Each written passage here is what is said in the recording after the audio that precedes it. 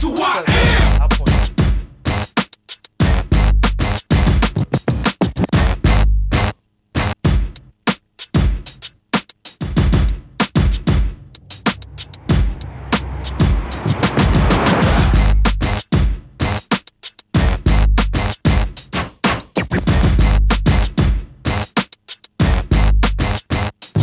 I am the incredible man. I only do things incredible can. Cause I am the seed of a chosen breed. You don't see too many like me. Cause I am one of the reasons you do what you do. When you wanna be me instead of you. Cause I am still on beat, showing love to the streets. Come on, you know me. Cause that's who I am.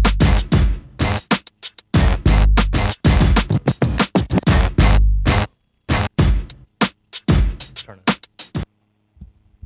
And I think we're on. Yeah. Good afternoon. Yeah, we are. I just still hear the music. Hit the cue there, or just pot it down. Ah, Yeah. Pot it down. I could stop it. We'll just do that. I could That's stop fine. it too.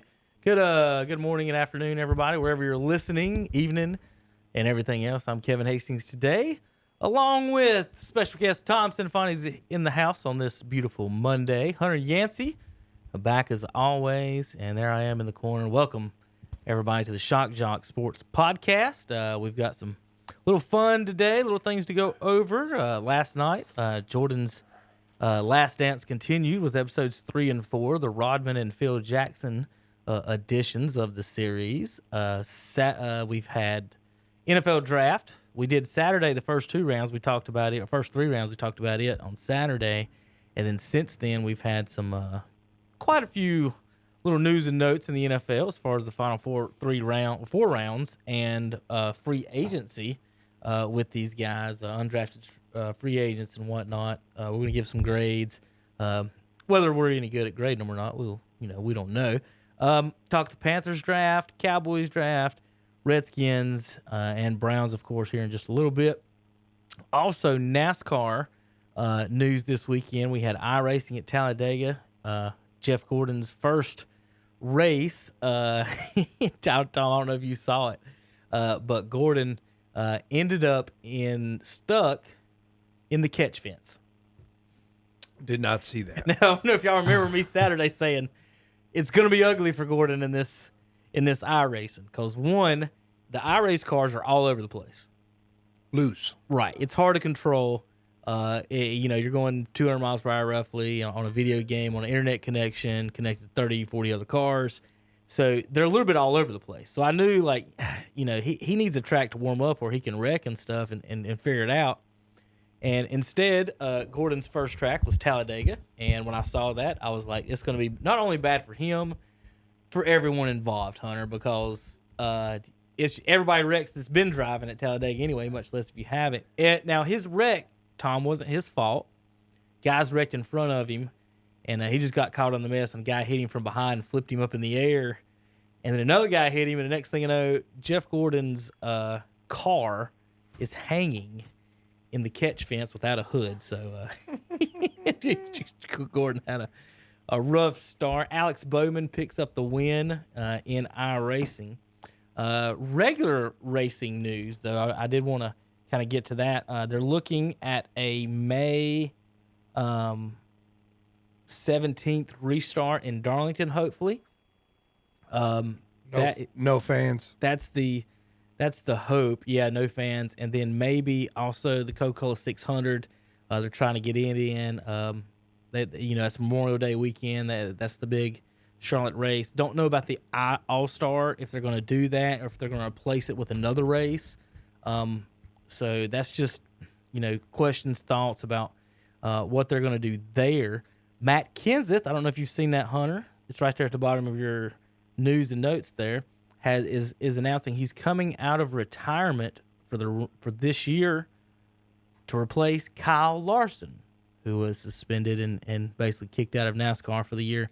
So Kenseth is returning out of retirement to race real race cars. And then other news with that, Ryan Newman announced that when they do return to racing that he is going to hopefully be ready to go, Hunter. So he's healthy. Apparently is Newman. Kenseth is back. So we're going to have two two good race car drivers back on the track here for the rest of the season. Once we figure out what's going on with that, Tom, I want to pull up here for you. There you go. There's kind of a picture for you of there's Gordon flying through the air. Oh Lord! And there's him stuck in the catch fence at Talladega.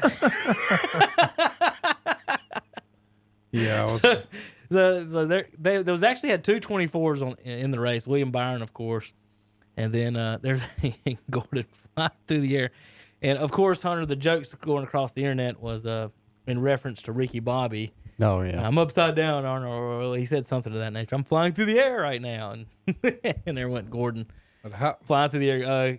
He was racing next to Clint Boyer, and Boyer's. He's fun. He's a moron anyway. He's pretty cool to listen to, and so Boyer caused a wreck, and Jeff, it might have the audio of the weekend. He called him something. Is that he said something about? Is that you, Boyer? And it was just weird hearing from Gordon. It was like smack talk from Gordon, but I've never heard it before, so it was just kind of weird hearing Gordon like make fun of and laugh at Clint Boyer a little bit for his wrecks. But it was a pretty interesting wreck. So we're going to get back to racing here shortly. Hunter, you excited about that? But I mean, for something to be on television that's sports related, yeah, absolutely. Right. Absolutely. I think it's great because I think one of the things we've been saying for weeks now, it's going to take one person to do it. And then I think it'll be a domino effect if it works right. Mm-hmm. If you're able to just, like, whichever sports league does it first, whether it's NASCAR, PGA, it's been talking about it, going and trying to get the golfers back out there. And then if it's MLB, whoever does it first, I think it'll be a domino effect, and then everybody else will start to fall in place. States are starting to loosen up on their stay-at-home, some of their stay-at-home acts, and I know that's allowed NBA teams to allow their players to go to facilities if their state has lessened up on their stance on the stay-at-home, which means what we're looking at May 8th here in North Carolina. Something like that. That's when that happens. So the Hornets players can go back to practicing and working out. And I guess the main reason why that's encouraging is because it's still in the time frame that Commissioner Silver gave for the NBA to come back. Because he said as long as it could try, the cutoff date was Memorial Day. It was which one is coming up? Is it Memorial Day or Labor Day? Labor Day's in fall. Okay, I was going to say, so it's Memorial Day. So Memorial Day was the one that was the cutoff date. Said if we cannot get it back by Memorial Day, then the season is done. So I think it's lining up really well for them to try and make a comeback for the NBA. I know NASCAR obviously is making the comeback, and PGA is talking about they've already put out their dates for when they're planning on starting back up. So like I'm saying, whoever just does it first is going to pave the way for the rest of the sports to follow. The individual sports should be able to get going back and forth. Basketball, I think, is the toughest. I mean, everybody's sweating and touching each other. So, like, there's no like that is in football. You can avoid people for the most part, or a lot of part, unless you're tackling and hitting someone. But you're covered in pads. You're covered in you can wear long sleeves, gloves. Basketball is the toughest one of everything to me, and I know we were in the middle of that season. Even baseball, you don't touch each other. You touch the ball. And you touch that's about the mid on a player if you're tagging them. But for basketball is that's the toughest one to me.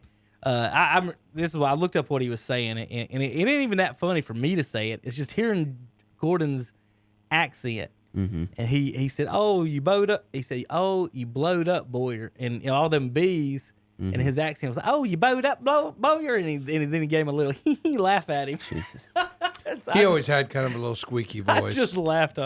They were picking on him about how tall he was, and Boyer's kid had one. They got an iRacing setup at the thing, and he said he's letting Jeff use his so he could fit into it. So they were having some fun with Jeff on that and everything. But yeah, the individual sports, NASCAR, golf. I mean, I know NASCAR's got the teams, but the guys in the garages are covered in gloves and suits anyway. The drivers aren't near anyone for the most part, and then so I think they can. It'll be good to see them get it going back. I just want them, honestly, to be able to do some of these tracks that they don't normally do, like Rockingham and Myrtle Beach, and maybe do away with some of the two in California and and other places like that. I don't want to pick on anybody in particular, but and we talked about this Saturday as far as the travel. I mean, that's a big thing. Is fans. If you're not having any fans, you kind of don't worry about it. In fact, idea guys, if some states don't open, I mean, are we going to have multiple races, say at Daytona, or I know we already have 2, but are you looking at 4 or something like that at Miami? Or if the whole country don't open, are they going to still try to get those type of the number of races in to fit? The point system and to make all that work. I think you're going to have to adjust a lot of that stuff, though, wouldn't you think? Mm-hmm. I mean, you're basically going to have to throw out all the rules and rewrite rules as you go. Mm-hmm. I mean, 4 races at Daytona. That's what I'm saying. Like, I mean, what are the options if you can't? If Texas Yeah. isn't open, if Kansas isn't open, Texas will be open. New Hampshire, Don't worry about Texas. All these places being open, you just. I mean, I worry about Vegas. They've got Vegas has to worry about all the that city is nothing but a tourist attraction. So, is it worth? Are they going to open that up? And I don't know. I can't wait for them to get the schedule and figure out what they want to do for that. That's probably the most interesting part. Newman, I said, plans to return. Kenseth is coming back in the 42, and that's about as much as of course, Alex Bowman winning again. That's about as much as my NASCAR coverage today. I was excited about the news about some of the drivers returning, and maybe in Darlington, maybe 2 races in Darlington. They might have to do something like that, Tom. 3, 4 races. Homestead, Phoenix. Some of these guys, and that's why they're thinking about looking at other places like the Rock in Miami. Is because you don't want to have to return and run so many races at a certain track. But You could probably forget Michigan. think so. I mean, that lady over there had them all on lockdown. I heard she eased up a little bit, but you're right though. Some states are going to do it different than others, but I don't know. It'd be a little redundant to race one place 4 times. You'd think it would just shorten the schedule a little bit and do what they can. I mean, they're basically trying to get some sort of normalcy in all these sports, I would say. I mean, just trying to get back out there some. I think every sport right now, basketball, baseball, the ones that are affected that should be like this is the seasons for, I think they should automatically just look at shortening the season. The only one I think that will be safe that doesn't have to shorten the season is football. Because we're still months out from football, and even if you only want to play 1 or 2 preseason games, and then that's it. If you want to shorten something, just shorten the preseason. I think NASCAR go should straight get into it 16 in seasons if or 16 games. If a certain number of states open up, if you got North Carolina, if you got South Carolina, Georgia's got Atlanta Speedway. There's 2 in Florida. There's 1 in Georgia. Charlotte, I don't know. You need Bristol, maybe Martinsville. I don't know about Virginia and Tennessee right now. Virginia might be one of the last places to open too. That seems to be Because baseball should just shorten theirs. entrenched. I think NASCAR would be fine if they did have to give up 2 or 3 West Coast races and went primarily Southeast and then the East Coast. And then basketball, I say they maybe play 2 weeks of a regular season and then go straight into playoffs. Basketball, they could. If they just cut off and now and say, let's play a turn. Like, what are you arguing about if you're the 9th seed? Well, we didn't make the playoffs. Okay, would you rather have a lottery pick or get swept in 3 games? What are you complaining about? It's for the guys that didn't make it. Or the Hornets going to be one of the protesters? You and Borrego going to be down there together? Hell no. Protesting what's going on? I would definitely say go straight to the playoffs in NBA. They already I think played the too many problem games as is, it though, that some of the players are trying to make and some of the teams are trying to make is that they want to warm up. They want to warm up. They want to warm up. They want to warm up. They want to be able to kind of play themselves back into shape because they have had 2, almost 3 months off, maybe more. It might have been longer. The days just run together. I at this want point. Durant to come back. That's my wish. I want the Durantula. They're in the playoffs. They're what, a 7 seed? I don't know. The Nets right now would be a 7 seed. They're hell to deal with if he comes back. Is what they are. And Yeah, I is agree. Kyrie completely done for the season? Is he on IR? They or shut did he him. just I shut don't know down? if they shut him down. I don't think know he's if on he's on IR. IR, but I know they shut him down for surgery reasons. All right, so But wouldn't be surprised if KD comes back. Oh, Kyrie said he can play. Imagine, dude. Oh my God, really? And they take out. He's back just like that.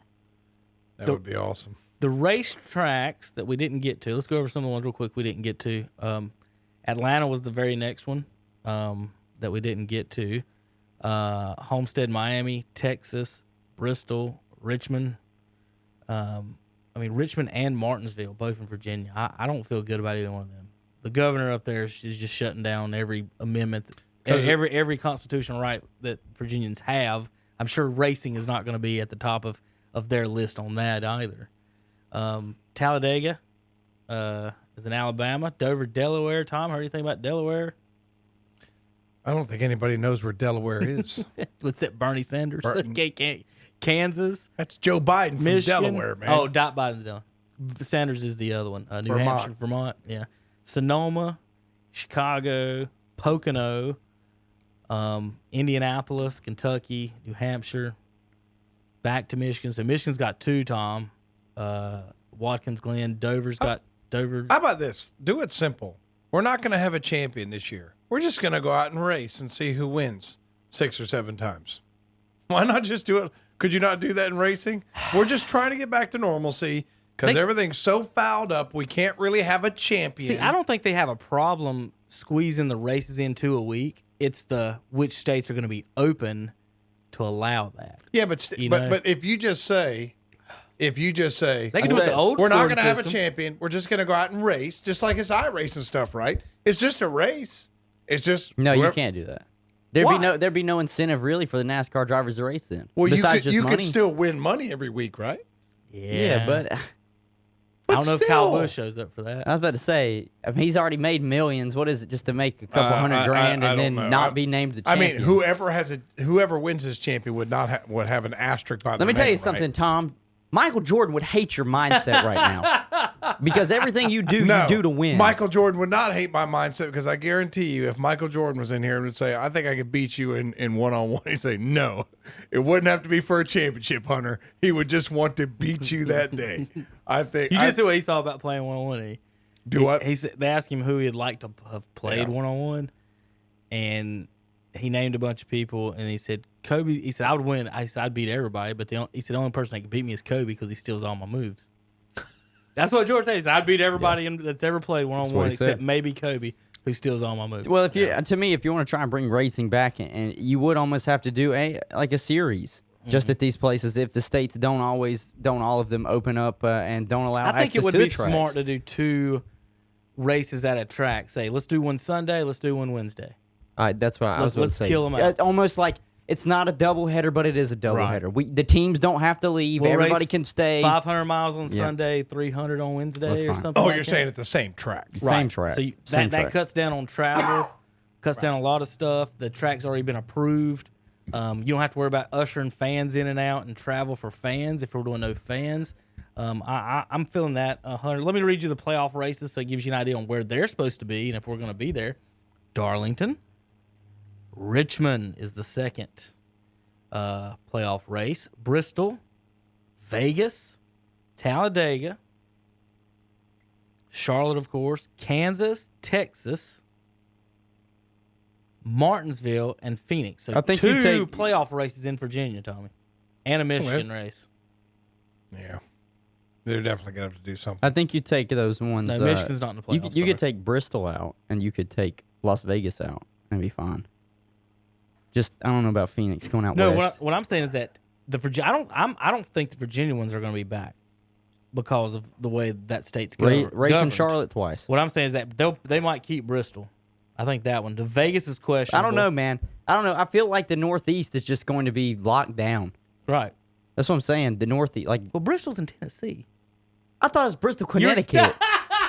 Oh, I thought that was Bristol, Connecticut. Oh, it's Tennessee. Okay, well, that's Which fine. one of us doesn't really watch racing at I this never table? watch racing. I promise you, I don't watch racing. But you know a lot about it. Yeah, because I used to work for a company that covered racing. Bristol, Connecticut. But I don't know. When I think watch Bristol, I ESPN think too Connecticut. much. That's it. I promise you, I don't know. But racing. Hunter, but you That's funny. talk about it all the time. That's you would know because that it's Bristol, Tennessee. Even I know about Bristol, No, Tennessee. no. Bristol, Connecticut. The one that looks like a I funnel. promise you. Bristol, Connecticut. Bristol's the one that looks like a funnel, man. I was so wondering where you were going. I was going Bristol, Connecticut. I promise. Like, what's that. he talking about? Everybody's probably sitting there. Oh, you're an idiot. But I did. I That's promise fine. you, I'm part of the generation that does not watch NASCAR. But I've been around it enough. wearing And wearing for a God's Georgia sakes, shirt. Tom, I interviewed at Joe Gibbs Racing at one time, so I have what to I was know a getting ready to little. say. I have You to had know to a know a little. little I have to bit. know a little bit about it. Well, so you had to know. I'm just saying, All right, let me look at Virginia because he Bristol, keeps. Connecticut. You can get it confused. It's okay. It's in a For totally God's sakes, different there's country. Charlottesville all over the place. Okay, we're gonna pretend like you didn't say that. All right, we go. It sounds like something I'd say, to be honest with you. Virginia. I'm done with NASCAR. Virginia said they would maybe open up June 10th. June, okay, maybe June. Wait, the state as a whole? Stay-at-home order effective until June 10. Phew, thank God. Roy We will Cooper's move not done forward, that. but in a way that prioritizes public health and builds public confidence. Businesses I don't know know what that that customers will return only when they feel safe, blah, blah, blah, blah, blah. So that's Virginia, and y'all are worried about, I would look up Connecticut for, Well, Virginia and Maryland just being surrounded by D.C. that just Correct. makes me think that they would. That there's a lot of things that they that would be prohibitive from them opening up things. I don't want to speculate on this or that. Michigan. May 15th for Michigan. Michigan's a little less restrictive than Virginia. Okay, so maybe Michigan may feel a little bit different about Or that as now, Trump Tom. calls her, the woman in Michigan, Gretchen Whitmer. They are pulling the plug on Trump's press conferences. No more press conferences. They Imagine that. They took away the remote control from him. No, Imagine you've that. had enough. Who took it away? I think his people did after. I'll be honest. If I was his PR department, They I'd don't be have. like, They're hey. not. You know. So they're shutting them down completely. They're not going Or to have any more. or you mean CNN's not showing? No. The weekly press conference, the daily press conferences are going to go away. Totally go away. That's what I heard. Okay. Because of the inject yourself with Clorox, that got kind of blown out of.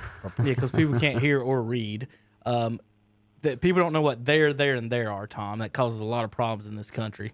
As far as the press conferences, though, and this is my media biased talk of the day, is one of the actual reporters on I don't know which station, which TV, said we can't let him. Think about this. This is the president of the United States. We, as journalists, can't let him openly speak to the public. She said, we have to get the information and then we interpret it for you. Who said that? One of these journalists Well, on I mean, TV that's says we correct, have to. but that's we have to. No. That's interpret what he said. That's what his press secretary is supposed to do, who then communicates that to the media. The media is not supposed to take what he says. Is that Right. that's why what, you have a and press and that's what secretary. they're saying is that Yeah. we're the ones that's supposed to tell you what he means. So See- they want someone like, and you've seen it. Let's just say it's me. I can say, everybody, welcome to the press. Welcome to the press. Today the sky is blue with a few clouds. It's partly cloudy. So what's another word for partly cloudy? Mostly sunny. So whoever the people who want to interpret would say, well, the president said the sky was blue. It's closer to periwinkle today, and it is mostly sunny, not partly cloudy. That's the difference. So he'll or anyone, any president, anyone will say one thing, and they want to tell you the meaning of it instead of you yourself listening and hearing the meaning. And that's what they were saying. And so when you said it, I was wondering, do you mean that they're trying to cut them off? It's just kind of weird. I would just say if I had one piece of advice to give to Trump, I would say, I mean, I know you've been on TV for a long, long time, but get you a press secretary, sit down and talk about what you're going to talk about, and then we're going to talk about this. We're not going to talk about that. I mean, that's what every other president's done. He's had press secretaries, and they call them liars. But no. But he doesn't get he doesn't get a real press secretary. Right. Well, Get you a he's had press plenty. secretary.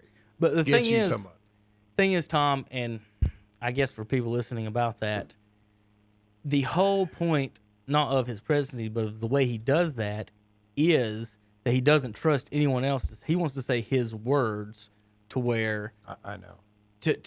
It's you don't want someone else controlling your message. Would Michael Jordan let anyone speak for him?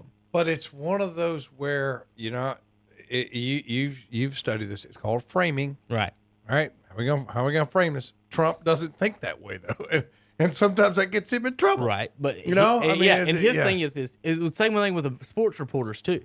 Be like, well, if I'm gonna say, if you're asking me a question, Tom, and I know the way you're asking it and the question you're asking it is not a nice not nice. I thing. know exactly what you're saying. It's like they're asking Tiger about his infidelity and drugs, or asking a player, say Jordan or Scotty, about their contract every day.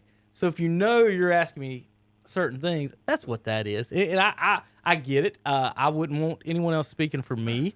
I mean, you can't get people like Scaramucci. You can't get people like Spicer. You got to get somebody who's God knows what they're doing. It's like it gets so And scary.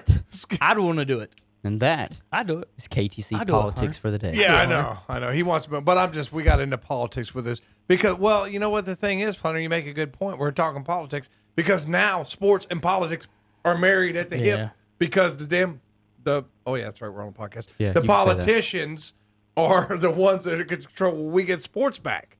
So now Right. we have to watch Trump's press conferences to know when are we going to have a football game Look, again. all I know is Trump is the one that called all of the heads of every sports league, all the commissioners, had them on a phone call and said, we will have sports back. So that's the one I'm trusting. Except the NCAA. Yeah, the didn't call NCAA, them. they didn't call them. But he Well, didn't see, call them. this is where you have the politics. Now you're going to have the power struggle of, okay, we know it's largely a state, but what is the federal government going to do to put pressure on the states to get them to I can agree with that because that's what I was going to say. It's like that's what a lot of people were saying. Even though Trump made the call, it's all up to the states, and then the states can whether or not the commissioners. There will be 100% pressure to get sports back.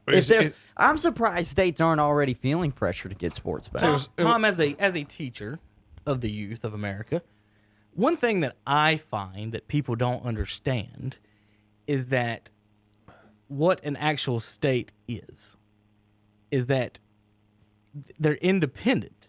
No, they're not. No. Hold on, Tom. No. They're independent countries. No. Each state is. Yes, it is. No.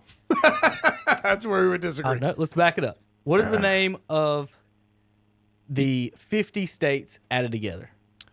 The United States of America was the name under the Articles of Confederation. We are not a confederation. States of America. Now, hold up. What are the countries in Europe called? Are they not called states? But it's a different meaning. I know. Let me finish. It's a different meaning. If you unite all those, they're the United States of Europe. So, for the folks, the original Constitution, Tom, if there's no way, okay, the 13 states, and they wrote the Constitution. Secession. You could secede from the country if you do not like what's going on. Where is that in the Constitution? That's the basis. It's not there. No. So there's no thing of secession. If you read Article 1, it says no state may form a confederation. No state can, and if they don't follow the laws of the Union, the Congress can call up the militia to force compliance with the laws of the Union. Secession, like no state can enter any treaty, any alliance, any confederation. It's right there in Article 1. In context of the United States, secession primarily refers to the voluntary withdrawal of one or more states from the Union that constitutes the United States. There is nothing in everything in Article 1 points to states cannot, because it does say, the big one in there in Article 1, Congress has the power to call up the militia to force compliance with the laws of the Union. Then if you read Article 1, Section 10, and talks about states can't enter treaties, they can't have confederations, they can't have all this stuff. So now you're saying entering a confederate, but if you leave by yourself, you're not entering anything. You're just saying. But if you leave by yourself, the way like somebody like Abraham Lincoln would interpret that is you are ignoring the laws of the Union, which you are not allowed to do. So I'm just saying I understand your perspective, but I will say this. There is one word not mentioned in front of the word state in the Constitution, and that's sovereignty. So a lot of people want to have, it's kind of funny, Kevin, and I will say this, that some people say, well, I want the state to be sovereign when that suits me, but then I want the state to listen to the federal government when that suits me. And I think people are more of a less of a, oh, I'm a states' rights or I'm a nationalist of whichever government suits me at the time. That's the one I favor. But I would say that the way the Constitution was written, secession. I mean, if you're the South and you want to secede, yeah, you got to take your guns and do it forcefully, like we left the British. But why? Why would you have to leave forcefully? Why would you? I mean, well, you don't if they just let you go. Huh? You don't if they just let That's you go. what I'm saying. But why would you not let a state leave? What is it? What is it? If as let's say Tom's the president, and South Carolina calls, says, Tom, everything you guys do up there in Washington is not good for South Carolina. Tom, 3,000 people died on 9/11. Nobody in South Carolina did. Tom, 40,000 people died in New York. Nobody in South Carolina did. Why do we as citizens of South Carolina have to shelter in place because people are dying in New York? And if that country or person wants to leave, I don't understand why you would want them to stay. Because other than the fact that you want to rule over them people. Because if they leave, what does it matter to you? Then the union's meaningless. Then you got 49. But it's You still got 49. Whenever you could drop out, then you don't have a union, you have a league. It's a difference. Okay, now Tom, that would be a good thing. Well, I mean, we tried the league once. That's what I'm saying. We tried a league once, and it still runs into a problem. You know, where it ties in today and where it ties into what we're talking about is this state by state. Well, that's what I was getting at. Is that each governor is basically the king of his own state, and for the most part, that's what we're. I mean, Trump, the United States. King's not the word I would use, but well, that's the word I'm using. Hunter is checked out on us. He doesn't want to talk politics. I'm just trying. Hunter's like, whenever this political discussion is over, the governors are. I mean, the governors are telling us what to do, Tom. If he's not the king, then why the hell is everyone besides Walmart and the grocery stores open? Well, there are some. You know, when you start talking about executive orders, you can make a pretty good argument against. Because another thing the Constitution says in Article 4 is every state is supposed to have a Republican form of government. So your argument would be that if you make the governor king, because Roy Cooper can say, you nail salon, you don't open, but you Lowe's, you can open. That sounds like a king. Yeah, I understand where you're coming from. That's really not, you know, North Carolina for a long time was a legislature heavy state, still is. And that's what people fear. What would the people of South Carolina need the U.S. government for? Defense. Who is attacking South Carolina? Wait a minute. Not now. It would the only people that would attack South Carolina now, Tom, would be who? The United States. Right? I guess. I don't know. If South Carolina succeeds, would you really honestly be worried that China would invade South Carolina? Yeah, but then the Union. Because get this, Tom, if someone came into Cuba, would we not have a problem with it? United States. So if someone come into South Carolina, I'm guessing we'd have about the same problem. Yeah. See, but nobody's attacking Canada. See, but like I said, if once you let states do that, you don't have a union, you have a league. Good. I know that you would prefer a league to a real union. That's fine. League? Are we back to sports? You said league. You said league. If South Carolina is individual, if all the states were individual, would we have a world war? Would we have U.S. military bases all over the world? He sits around at night and thinks about this. It's just the states' rights thing is just when all this stuff went over, and then I know. I understand. We're sitting here in sports saying, "What's Trump going to do?" Well, Trump might not be able to do anything because the governor's in charge of that state, and if he can't do anything because the voters won't let you do anything. The way they can do it, the way the national government does it today, is they do things like when they were changing the drinking age back in the 80s, and some states didn't want to do that. And they actually took the federal government to court, and they won. Mm-hmm. The states won. We reserve the right to set our drinking age where we want. So then the federal government, because they're getting pressure from the insurance agencies, basically say, okay, well, no funds for your highways unless you raise your drinking age to 21. And guess what every state did? They raised their drinking age to 21. So there are other ways. And I know that's going to make somebody like their head explode. But let's tie it back into sports. Who gets that money? I'm sure it all doesn't go to the roadways. That's why it's appropriated by Congress, and then the Department of Transportation will cut the checks, and then basically we say, okay, you're not going to cut North Carolina. So basically, checks. you're saying the states have no rights now. Well, Right I'm not now- saying they don't have no rights, but I'm just saying that They can't there's succeed. a lot of We can't make our own rules. Why do we even have state lines other than to make up ridiculous agricultural laws and keep our insurance companies and our doctors from going across state lines? I'm having a debate with guys that want California to fall into the sea. I mean, it's just Whoa, something. that's Hunter. I'm not even debating. I'm not even talking. Well, that's I understand, and where it all ties in is because this patchwork of this state will and this state won't, and we ought to be able to do this. And what's the federal government going to do is really, really hurting us. The fact that we've run out of sports to talk about, and we've resorted to a discussion on the Constitution. All right, so this is the questions on. I've got a ton of football. sports to talk about. What else you about got? you? This is What else you got? This is 32 questions for each team after the draft. That. Okay. All right, Draft. Buffalo Bills. Hunter, have the Bills was improve trying. their offense It's enough okay. to make them AFC contenders. What Who's was the that? question? Who's Have that? the Bills improve their offense enough to make them AFC contenders? Yes. Let's see. Well, they got their main acquisition was the cornerback in free agency, right, Hunter? You mean the wide receiver? No. You're talking about Josh Norman? Traded for Diggs. They traded for Stephon Diggs, the wide receiver. That's right. I'm thinking, didn't Yeah. the cornerback from Detroit also go to Buffalo? The cornerback? No, Yeah. he's in Philadelphia. Philadelphia. Okay, Slay. that's my fault. That's what I was thinking. Darius okay. Slay. No, I think they did a good job. What they needed to do in the draft, addressing their needs.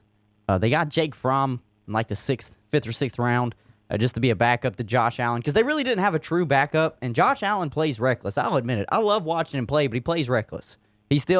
To me, he has a little bit of Cam in him, where he's this big athletic quarterback, and he doesn't really know how to just get down, and he still thinks he can run people over, and he uses his big arm. I mean, it's fun to watch, but they needed a backup quarterback. And Jake Fromm, I mean, that's all I think, for real. Georgia fan here, I think that's all he'll ever be, is a backup quarterback. He beat out Justin Fields, right?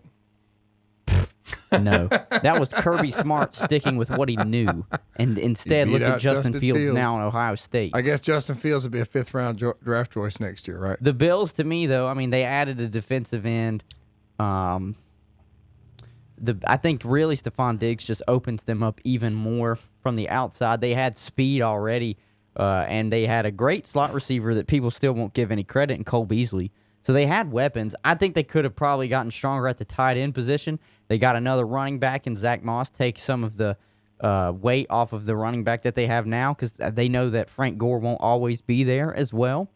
So I think absolutely they have the offense to be a threat in the AFC. It just comes down to, do you think Josh Allen is going to continue on his trend? Is he going to continue trending up, or is he going to make a misstep somewhere and just fall back down to earth?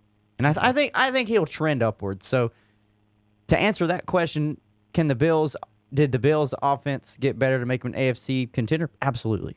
Think about it. They were a blown call, really, away from winning that playoff game against the Texans. So I think 100% that they have an opportunity, and especially with the AFC East still being kind of weak, and it's only between them and the Jets. Oh yeah, absolutely. Yeah, they didn't have a first-round pick because basically Diggs became their first-round pick. Yes, they traded that. But they also got a couple more wide receivers. Draft grades, they're getting A's. But a lot of they drafted a kicker. They drafted a kicker. Did they? They did, and they still got an A for their draft. How do you draft a kicker and still get an A? Who did? Maybe that was for need. The Bills. The Bills did. The Georgia Southern, Tyler Bass. They got a wide receiver Yeah. also. Fifth so round I think, pick, too, I think man. they'll be all right. I think that they'll make some noise in the AFC. All right, what you got? What's the next question? Let's see. What is the timeline for Tua to lead the Dolphins? Well, Fitzpatrick is still under contract for another year, right? Yes. We did that. So Yes. why not bring him in slowly if you've already got Fitzpatrick there? Oh, I'm fine with that. I think the hardest part is going to be selling the fan base on that. It always is, especially if you took him in the first round. Most people expect you to bring him in to start. It's not like how it used to be where you could at least sit him. It's like this. If you're 1-4 after 5 games, yeah, let's go ahead and put the kid in. That's fine. You know? So if you- timeline, we're saying 6 games, maybe. Now, but- I've but- seen people get mad about that. But if you mess up, and you're 3-2, you gonna put the kid in? I wouldn't. You know, because really every team, I don't care how bad you are, every team begins the year thinking we are going to make the playoffs. I don't care what team it is. The Bengals, there's no way they think that right now. Sure they do. Every professional thinks that Tom, way. you want to know what the real question is? Well, it's not the real question. It's the real answer. Just I can't put it like a definitive, like how many games it's going to take. All it's going to take is for anti-Fitzmagic to come out, and that's what it is. There's going to be 2 or 3 games where he throws 4 touchdowns. There's going to be 2 or 3 games where he throws 4 Yeah, he interceptions and they does. lose. And it's how many times are they going to see that and just be like, all right, let's throw the kid in? He keeps both teams in the game. He really does. He does. I mean, he's got He like does, he's but got he'll- like 9 kids, man. He ought to retire and raise his kids. I don't know why he's You still. say I guess he got to pay same thing about he's gotta Phillip pay the- Rivers. He's got yeah. 9. I guess he got to pay the insurance and pay them all their college tuition. I guess he got to play a few more Oh, years. come on. He's made a couple millions. Wait, Yeah. time out. And he's Let's- time out. a Let's back this Harvard up. graduate. Let's So back, Yeah. let's back Yeah. it up. He don't have to pay for any of their college tuitions. Oh gosh, here we go. He's got $100 million. Probably. One's a gardener, one's the pool boy, the other's the maid. So he doesn't have to send them. Let me think this, Tom. I don't know if he's got $100 million. I don't know how much has Phillip. You talk about Phillip Rivers? Is that no, what I'm we're talking about about? Fitzpatrick. Oh, well, we're Phillip talking- Rivers is the same way though. He's got 9. Yeah, I think Fitzpatrick has like 7. Yeah, These guys must find awesome wives that are just willing to just keep popping out kids. You know they're gone all the time. That falls all on the wife. Got to do everything, man. It must have some awesome wives. Again, Tom. for $10 million a year, I guess. Phillip Rivers can impregnate me, and I'll watch all of his 9 kids. I mean, what are we talking about here? Wait, stop. Wait. Wait a minute. I'll be Tim Duncan's pool boy for $1 What the million hell a year. has this show become today? I'm sorry, I should have stayed. Fitzpatrick is worth $18 million. Hunter's not gonna want me to come in. I don't understand. I was so excited All right, to next talk question. NFL draft, and we're talking about Kevin. Yeah, no, I'm not even repeating what he Don't just said. repeat it. Nope. Next I'm not. question. What's the next Phillip question? Rivers is worth $80 million. No. Oh, I thought you meant they're going to pay him that much. No, It's I not- said okay. No, Yes. that's his net worth. Oh, okay. It's like that's some $80 million. Is Stidham the answer in New England? No, he's a stopgap. That's pretty simple. I'm not going to go much into it All because right. I don't know much more about Jarrett Stidham other than just guessing he's a stopgap. Well, we're gonna find out how good Belichick is, right? Have the Oh, yeah, Jets this year. We're gonna given find out. Sam Darnold enough weapons? Who'd they draft? I got to go. They drafted an offensive lineman in the first round. Which Denzel was Yeah, that's right. I smart. remember that. I remember that. Denzel Mims is the only offensive player. Well, And they got a running back in the 4th round. I guess that's LaMichael Pirine Did out they- of Florida. Look, all I know is P. Ryan was actually pretty good. I remember him playing. He's a good player. I don't know if they have enough for Sam Darnold to just throw statistically crazy numbers, but then bolstering up the offensive line doesn't hurt him at all. Even with a bad offensive line last year, when he came in off of mono, he won like the last 5 or 6 games. So I think they're fine. I don't know if they've necessarily got him weapons since they shipped Robbie Anderson out of town, but They're the best I team mean, in New he's York. fine. They're the best team in New York. yeah, I can agree with that. what's next for Andy Dalton? What's immediately next is backup. All right, now he's a backup role. I think he stays in. I think they keep him. I think he's the starter. Why rush Burrow in there and get him killed? He's under I contract. told you right? why. It's the same reason they might play 2 off the bat. Okay. There's going to be some fan pushback.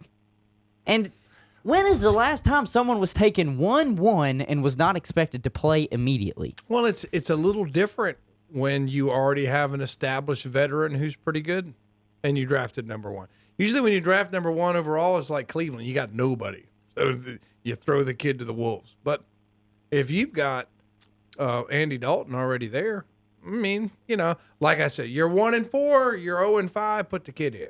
You know what I mean? But if you're what if you're Cincinnati and you're 3-2 after 5? Tom, I games? hate to say it, but as soon as they drafted Joe Burrow, they handed him the keys to the franchise. We'll see. It's like it's his. That's his. They've made moves to make sure that he is set up to at least win 2 or 3 games next year. Because anything's better than what did 1 or 2 that they won. So. I just hope that he's still a young guy. He gets out there and gets knocked around and confident, shaking, and That's why I say Andy Dalton is just he's a backup role, but he's staying in Cincinnati. He's gonna be insurance. He's gonna be insurance. He's gonna teach Joe, and he's gonna be an insurance policy in case Joe gets the crap beat out of him for 4 or 5 weeks, and they're just like, look, we gotta save him. Or if you, after he got killed, go ahead and put me in there. Yeah. I don't want this kid get killed.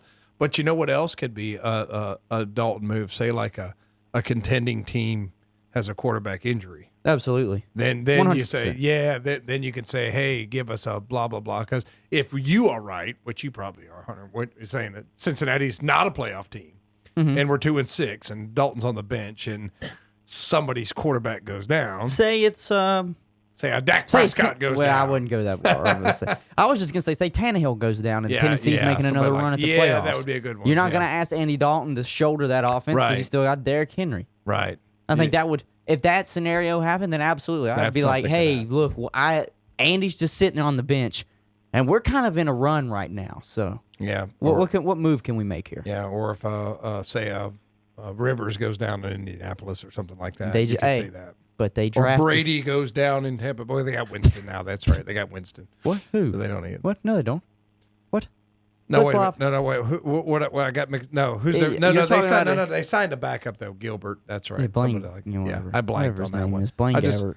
I just pulled a Bristol, Connecticut on that one. Listen, Ed, I'll tell you the mistake they made with Gabbert, the Jaguars. 2 of them. One, Wait, the Jaguars, the Bucks. the Jaguars drafted Gabbert. Oh, yeah. Okay, that's so you're right. talking about when he first came in. Okay. Yeah. 2 problems. One, you don't draft, play, or have a quarterback named Blaine. What's that got to do with that? 2, you don't draft or have a quarterback with long blonde hair. It's like the guy in the movie Sunshine. Yeah. What about Trevor Lawrence? Yeah, what about We'll Trevor see. Lawrence? Go ahead, draft him. Somebody's gonna draft him. Tom, there's a reason men don't follow Cam Newton. Lawrence There's is a not reason. Cam Newton. It's He's not when Cam Sunshine walks into the NFL. This ain't college when Dabo's like, "This is Sunshine. This is my boy. This is the greatest player on our team." They have to listen to him. He walks in the NFL huddle, and they're all making more than him in this first year. And so what's Sunshine gonna do when he tells big 6'7" Trent Williams to block somebody? What are they gonna say? Well, he's gonna go out there and I'm just warning you. If he cuts his hair, he'll be okay. Maybe. If he cuts his hair, he'll might. be okay. He might. Do you know any good long blonde haired quarterbacks? do not. Do you know any long haired good quarterbacks? Not off the top of my head. Just trying to think. Long hair, blonde surfer. That's who you want at quarterback. I don't know. Matt Leinart didn't work. He wasn't blonde, but he was from out there. And Josh Rosen, wasn't he a Look, surfer boy? Wasn't he He's surfer not a one? California kid. Who is? Lawrence. I didn't say he was. I just said he's got long blonde hair. He's from Georgia. I mean, he looks like a surfer kid. You can't play that guy. Okay. Go ahead, pick him. I guarantee you, Bill Belichick, write this down. What do will your not have Browns- Trevor Lawrence on the team. What do your Browns want? It just says, will Baker Mayfield take advantage of the weapons he's been given? Well, I mean, he's certainly got weapons. He's got, They're all on the Hooper. board. God, What's he's got, that? I got bet you Beckham, every Landry, single quarterback Chubb. will not openly say it, but they're jealous of his weapons. They're just jealous because they're looking at that opportunity and saying, wow, that's a waste, really. They signed. Would you rather be quarterback in the Browns or the Bucks? Dude, I'm not. Oh, that's tough. That's tough. I'd Now, rather be thrown are to we- the Bucks receivers than the Browns. I was about to say, if you take coaching staffs out of it, and it's just what players you have on the field, the Bucks might have the best offensive receivers in the league. You can't trust Odell, and Jarvis don't run past 7 yards. So Mike Evans and Godwin are both studs. I could honestly- and Gronk. Yeah, Gronk. I can I'm honestly- telling you, I think I could 75, throw- 80% Gronk is better than no Gronk. I think I could throw it to Evans about every play. You think Gronk is going to be just as good as when he left the league? I think he might be better. They only need him for one thing, Tom: catching touchdowns. To push off. No, he don't even need to block anybody. You wanna know why, He don't though? even need to play inside. He shouldn't even play inside the 20s. He should just stand him on the sideline until they get to the 20-yard line. You know why I say, though, he might be better? Because he's not rehabbing.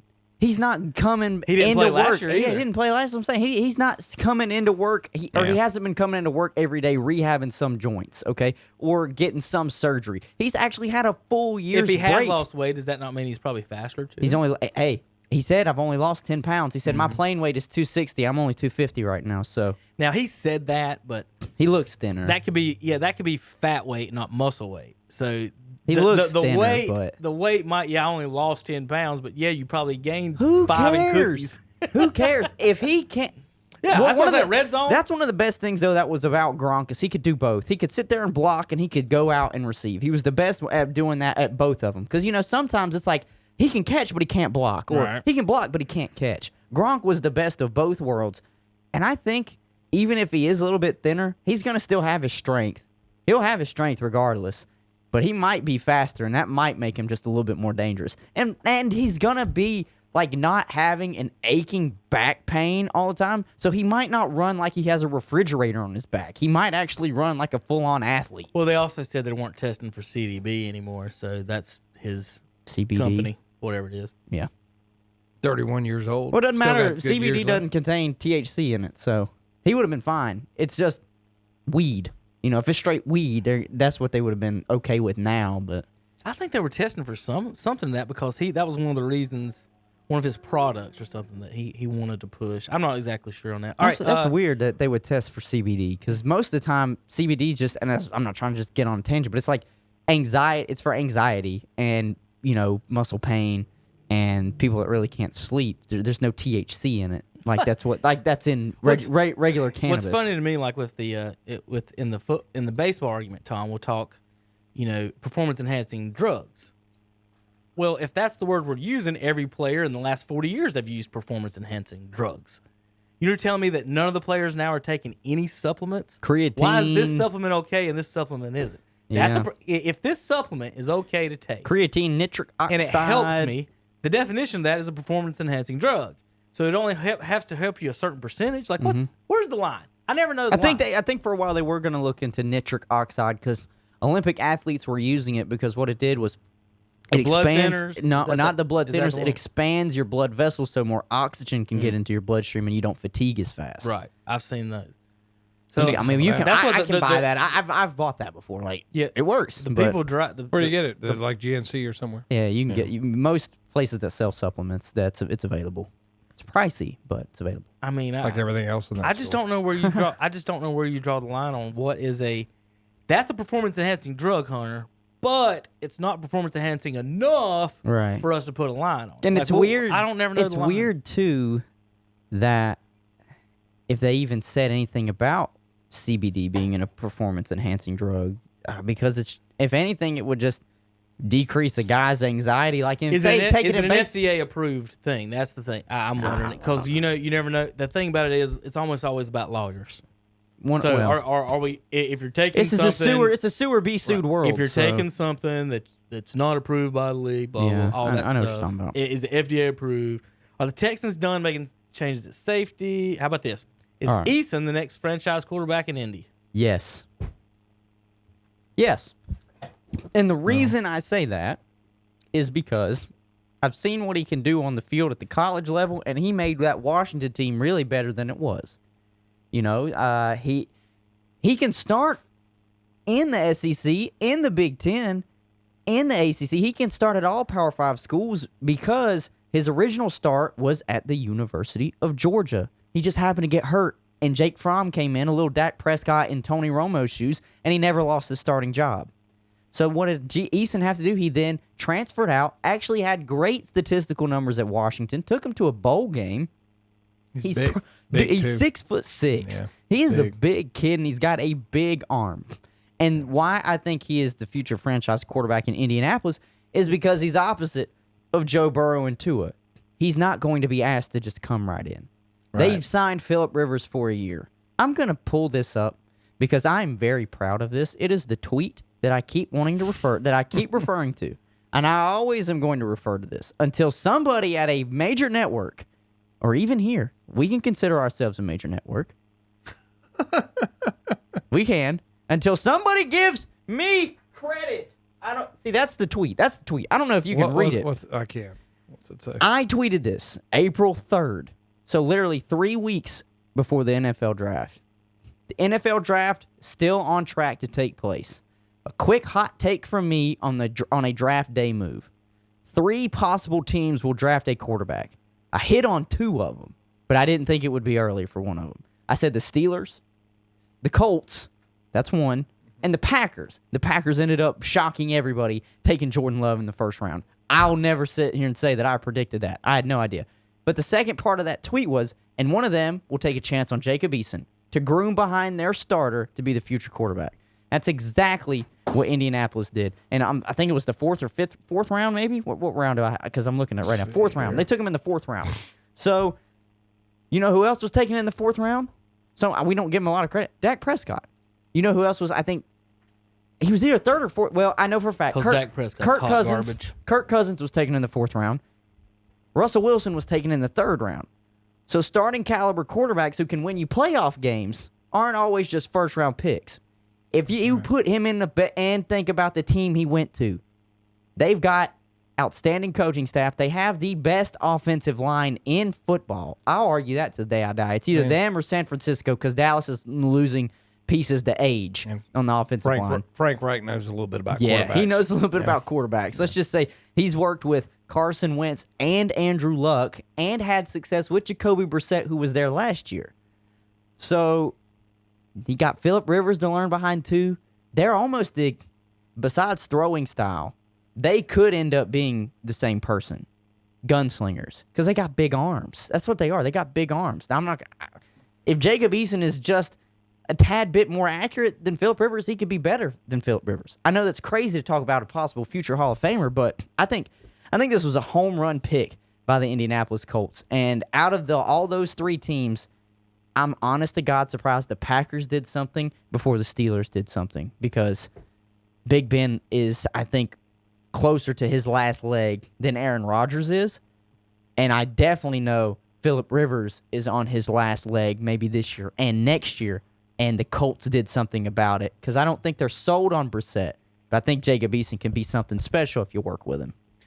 I don't know if Rivers gets in the Hall of Fame.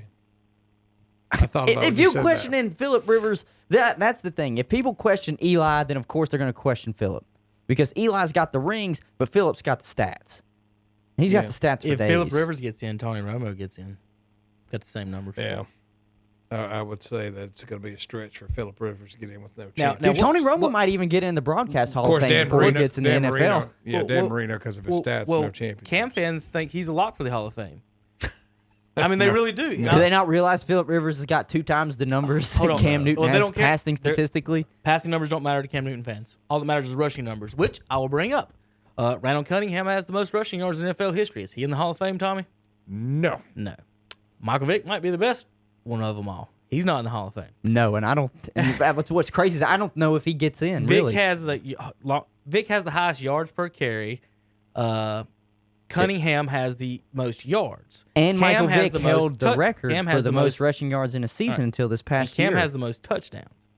So if you let one of them in, shouldn't they all 3 get in, or none of them get in? I'd say Rivers, you were a really, really, really good professional quarterback, but you don't. Are we done letting quarterbacks in that did not win a Super Bowl? I think we should be. You got to have a championship. That's why Rodgers, with all his stuff, but he's got a championship too. I think that's one of the things that is really. Is Marino the last one to get in that didn't win championship? I'd have to look at the whole history of the ones they let in. I was about to say I'd have to look in recent years because I'm just trying to think in recent classes what quarterback has got in because I haven't really thought about it like that. Because you make a good point. If you don't, we hold championships to such a degree. Got to have at least one. Got to have one. Are you kidding me? Tom Brady is not a Hall of Famer. There are 3 in the Hall of Fame that did not win. No, they did not reach the Super Bowl. That says reach. I ain't got to the ones that didn't win one. There's 4 that never won one. The other one was Marino's one. I'll give you that one. Yeah, Marino. But he was in the Super Bowl. Right. Who did not make it? And they were supposed to win that year. They had the defense, the killer bees, blah, blah, blah. Didn't 4 win. Hall of Fame quarterbacks who did not win a Super Bowl.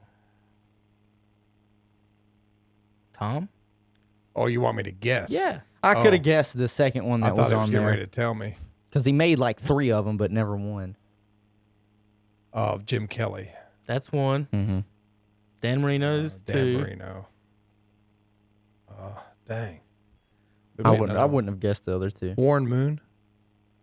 That's No. Yeah. Yeah, that's 3. Haha, remember that That's one. 3. Warren Moon. Yeah. I'd have to go through and look at these though, but I don't know the other one. He lost 4 Super Bowls. Wait, who lost 4? Jim Kelly lost 4, didn't he? Yep. There's another guy, though. Lost 4 Super Bowls. Was it Fran Tarkenton? Mm-hmm. Look at that. look at you, Tom. Look at that. That brain still works. That brain still works. If it's not civics, then yeah, it still works. Now, there's 3 that it says that these guys didn't make. I'm getting contrasting reports there from. That one says the top 4 Hall of Fame quarterbacks to never win a Super Bowl, and then I got another list that says there are only 3 quarterbacks who didn't reach a Super Bowl in the Hall of Fame. And Moon was one of them, and the other 2 were Sonny Jurgensen and Dan Fouts. well, they might be Hall of And Famers, those other but guys made it. To the yeah, Super they Bowl. made Super Bowls. I don't know. So the it's first list confused. was four that made a Super Bowl and lost. Warren Moon wasn't there. Jeez, why would they put that? I don't know. Oh, 2 look, separate things. Anyway, we're gonna guesstimate There's 6. 6 of them. Jurgensen, Fouts, Kelly and Tarkenton lost 4, Marino and Moon. So 6 Hall of Fame quarterbacks. The last one of those is Marino or Warren Moon, I guess. I don't think you put. I think Marino played later. I think Rivers is a really, really good quarterback who's not going to get in the Hall of Fame. Yeah.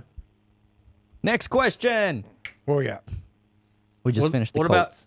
about Leonard Fournette and the Jaguars? I think his time is done. I think Jacksonville, the new front office that they have, is cleaning house. Defense, gone. I think only 3 players are left on that team from the 2017 AFC Championship team. Other than that, they've just cleaned house. Leonard Fournette, they probably don't want to pay him. And that, to me, I don't like that because I think if you're going into the season with Gardner Minshew, if you keep Leonard Fournette, you kind of take some of the pressure off of a second-year quarterback just to try and control your whole offense. I will preach this to the day I die, though. Let's not forget, he had the best record out of all rookie quarterbacks last year. He did. Win-loss record. He really did. But he just, statistical reasons, they gave it to Kyler He was Murray. 6-6. Yeah, he was 6-6. That's what I'm saying. He went, so out of a 16-game season, he played 12. He and- won more games in 12 games than Murray did in the Yeah, he whole did. season, didn't he? Yeah, he won more games than Kyler Murray did. So, I don't. To me, the thing that everybody's talking about is Jacksonville is going to tank, and they're going to tank for Lawrence, or they're going to tank for Justin Fields, and I don't think that's a smart idea because I think Gardner Minshew can play. Perfect fit. Jacksonville and a blonde quarterback. You're right. I'm just saying. Nailed it. I think Nailed it. Gabbert 2.0 is coming to Jacksonville. I just think Gardner Minshew can play. So give him the opportunity. Give him a fair opportunity. They drafted some wide receivers. Leonard Fournette, I'm not going to say he's a great running back, but he's at least a top 10 running back in the league. So give him somebody in the backfield he can hand the ball off to. Other than that, in all seriousness though, I think they are going to move off of him. I think his time's done in Jacksonville just because of this front office. Talking about Fournette. Fournette. I think his time's done. Well, you don't question the boss man publicly down in Jacksonville anymore, do you? No. No. Because if you even sort of sideswipe, oh, we need to do this, then your time is like.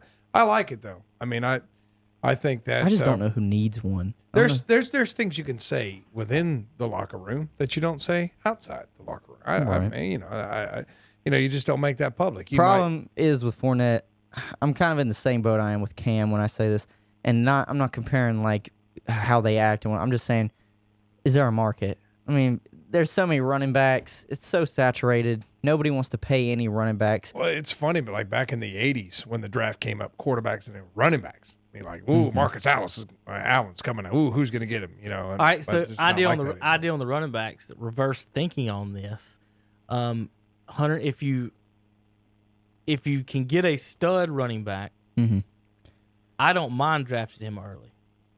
Because I'm fine with that. Because you know he's a stud, but 2, because he will be on that rookie contract for a few years. And he's going to play immediately. Right, and he's going to play immediately. And then you can get rid He'll of him. make an impact immediately. And then Most of them do. Then you can get rid of him in 4 years. So my argument is, teams that draft in the 20s should look at the stud running backs because they've already got.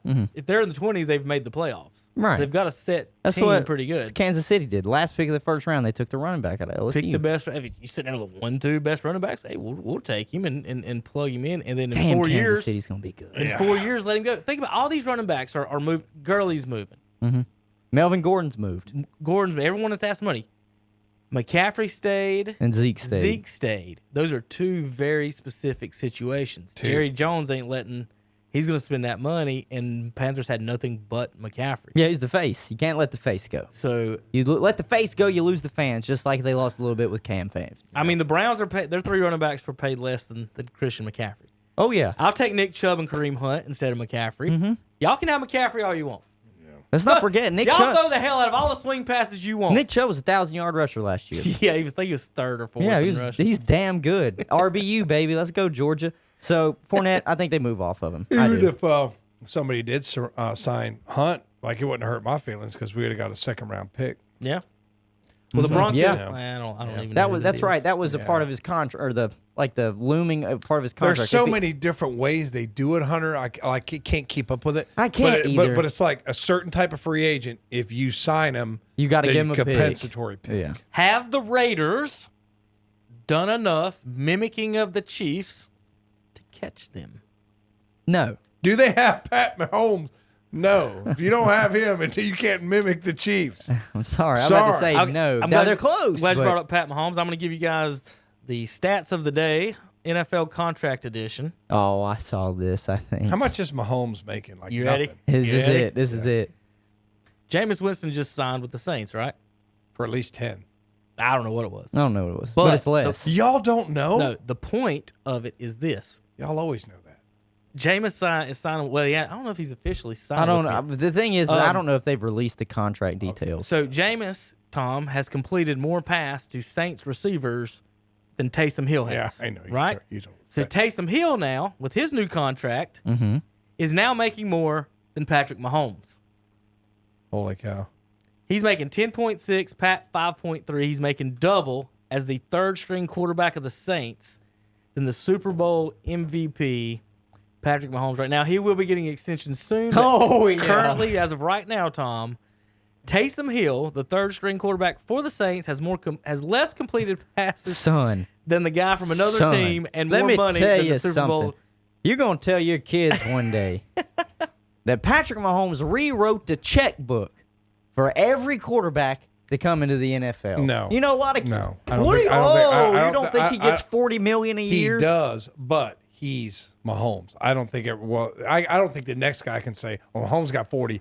I want 41." That's what I'm That's gonna- exactly what Dak's doing right now. But he is not as good. Okay. I don't care. Is there He's not as good. what Tom's talking about? Is there ever a line?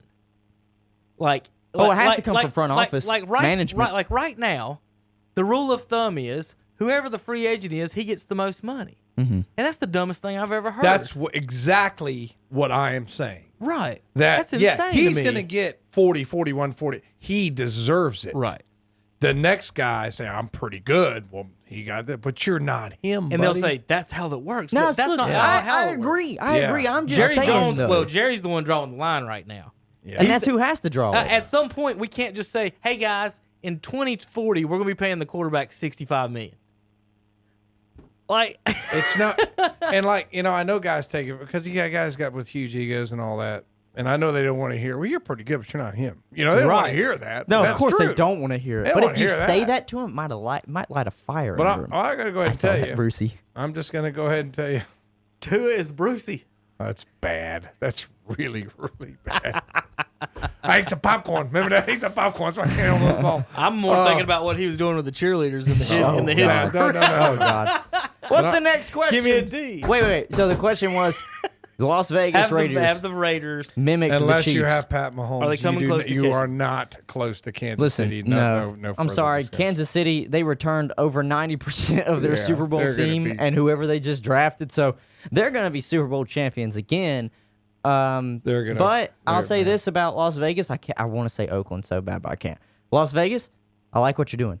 I like your draft. I like what you've been doing. I think you're building something. But the problem. Kansas City's leaps ahead What's of hard everybody. with the Raiders saying Las Vegas is that they used to be in Los Angeles. Yes. Last year, L.A. So you're gonna have to do your best to just call them Vegas. Can you imagine what Nike and all these other like clothing brands are thinking, that they've had to change the Raiders name for like the past 3 years? They went from Oakland to L.A. to Las Vegas. They've had to rebrand everything, just like. That's just more T-shirts to sell. So Yeah, why I does guess. while we're on the Raiders, I know Hunter's ready to move on, but they got Riggs. I mean, it's fine. Ruggs out of Alabama. Yeah. And then Arnett, who was kind of further down the board, but they went up and got him early because he thought there was their guy. NFL.com gave him a C- for their day. I don't agree with that.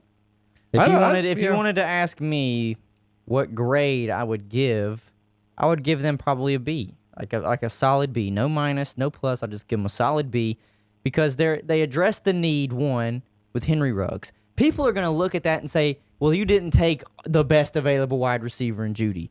Well, maybe he's the best available wide receiver to them. Maybe they were sold completely on them. Same thing with Arnett, and they could say it was a reach. Maybe it was the best for them, but they address need. It's not like the damn Packers who drafted your backup quarterback in round 1 and a backup running back in round 2. He's not even going to be your starting running back. I don't know. What did they give? So they the gave Raiders, Green Bay an A in round 1. That's bullshit. I'll admit that. That's bullshit.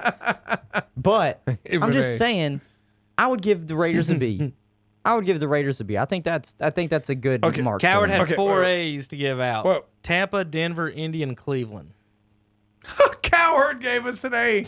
I think he knows This it. is a setup to rate on Baker Mayfield. Oh, I know. Yeah. This is yeah, that's all. right. They've done all the picks. Now the quarterback sucks. Okay, Green Bay. Gotta have that figured out.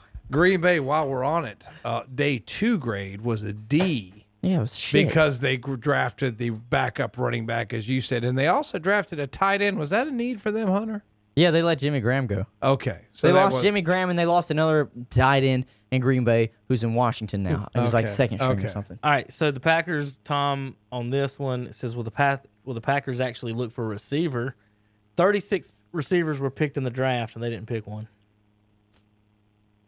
They didn't get a Stupid receiver. shit. That front office is just trying to piss Aaron Rodgers off, and I promise you it's No, they're working. Jerry Krause on it. They're just trying to get rid of him. That's weird. Flatly You, what- yeah. you know what? Since watching The Last Dance, I can believe it. I can That's what- 110% that's believe flatly it. what See, they're but doing. what is it with GMs? What is it with them sometimes? I don't understand. Don't you like to win? They won't. Ask Jerry Jones, and he's the want- owner. They want the credit for it. I don't Tom. understand. They want the credit. Just for it. ask Jerry. Is Just, that- why do you have to? Why does everybody? The best why does job in the everybody world. like The that? best job in the world, and you want the credit for it. I just don't understand. Dude, I'd love to I don't do. get it. I would love to be an NFL general manager, and I promise you, I wouldn't care if I got the credit. I just get to sit there and make millions and work with players all day. But I do tell you though. Come on. You know, and behind the scenes work. and don't spoil it all for me because I haven't watched. I was unable to watch parts 3 and 4 last night because I was just. Okay, we But will just save it for Wednesday. Don't spoil it for me. But I like the way the players were fuck we just supposed to talk the play. You can talk about it, I don't care. The players were like, "Oh, it's Jerry Krause. Hey, Jerry, you gonna shoot layups with us? We'll drop the goal 2 feet." Oh yeah, It's like, that's the general manager. You missed. of the team. You Boy, missed they him did it. dancing on the plane last night, Tom. you did. Wow. They After- had Jerry Krause dancing on the plane After And beating the it is- Pistons. It is as beautiful and exquisite as you could picture in your mind. It's Great. Jerry Krause dancing. That was for the conference championship. Yeah. Wouldn't it be too pissed? Yeah. Yeah. Next question. How will Carson Wentz react and the Eagles to the addition of Jalen Hurts? I think I'd be fine with it. I'd be fine with it. I telling you. questioned that pick just because of how early it was. I think I'd have been fine with the Eagles if they'd have taken him maybe in the 3rd round. But How many injuries has Wentz had? Wentz has been injured every year he's played in Well, that's some why. sort of fashion. I guess that's what I would say. Why'd you draft him? How many times you been hurt? You know, are you gonna be able to come back? I think from all- last year might have been the only year Carson Wentz played a full season. But that team got just injured everywhere. Yeah. Remember, they had practice squad players and a and we're ex-quarterback still as a wide beating receiver. The Cowboys. Have- still beating Have the the Redskins Cowboys. found enough help for Dwayne Haskins? Yes. We drafted. Now, this pick made me so mad. But we drafted a wide receiver running back hybrid because they said he's a Swiss Army knife like Christian McCaffrey is. And then the more I thought about it, the more I'm like, well, okay, I get it. That's what Rivera had in Carolina.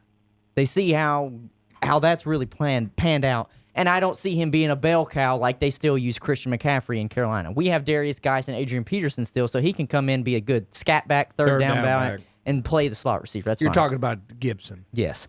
And then we also drafted a wide receiver out of Liberty who was like one of the 3 or 4 best wide receivers statistically. Maybe not just like pound for pound and combine numbers, but statistically in the nation.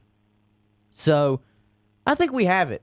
And something that also happened that not a lot of people shed light on, but it got a lot of news when it happened. We signed an undrafted free agent that I thought was going to at least be drafted 5th, 6th, 7th round. We signed Randy Moss's boy, Thaddeus Moss. Really? Tight end. Absolutely. He didn't even get drafted. I wanted us to Well, there draft was a him. couple- I wanted him to get drafted.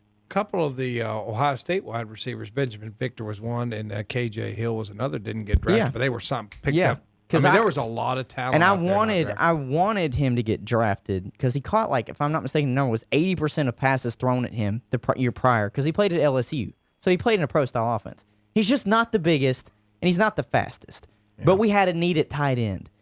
And for a young quarterback, I think Kevin can agree with this too, tight end's your best friend. Jason Witten was great for Dak Prescott in his first year.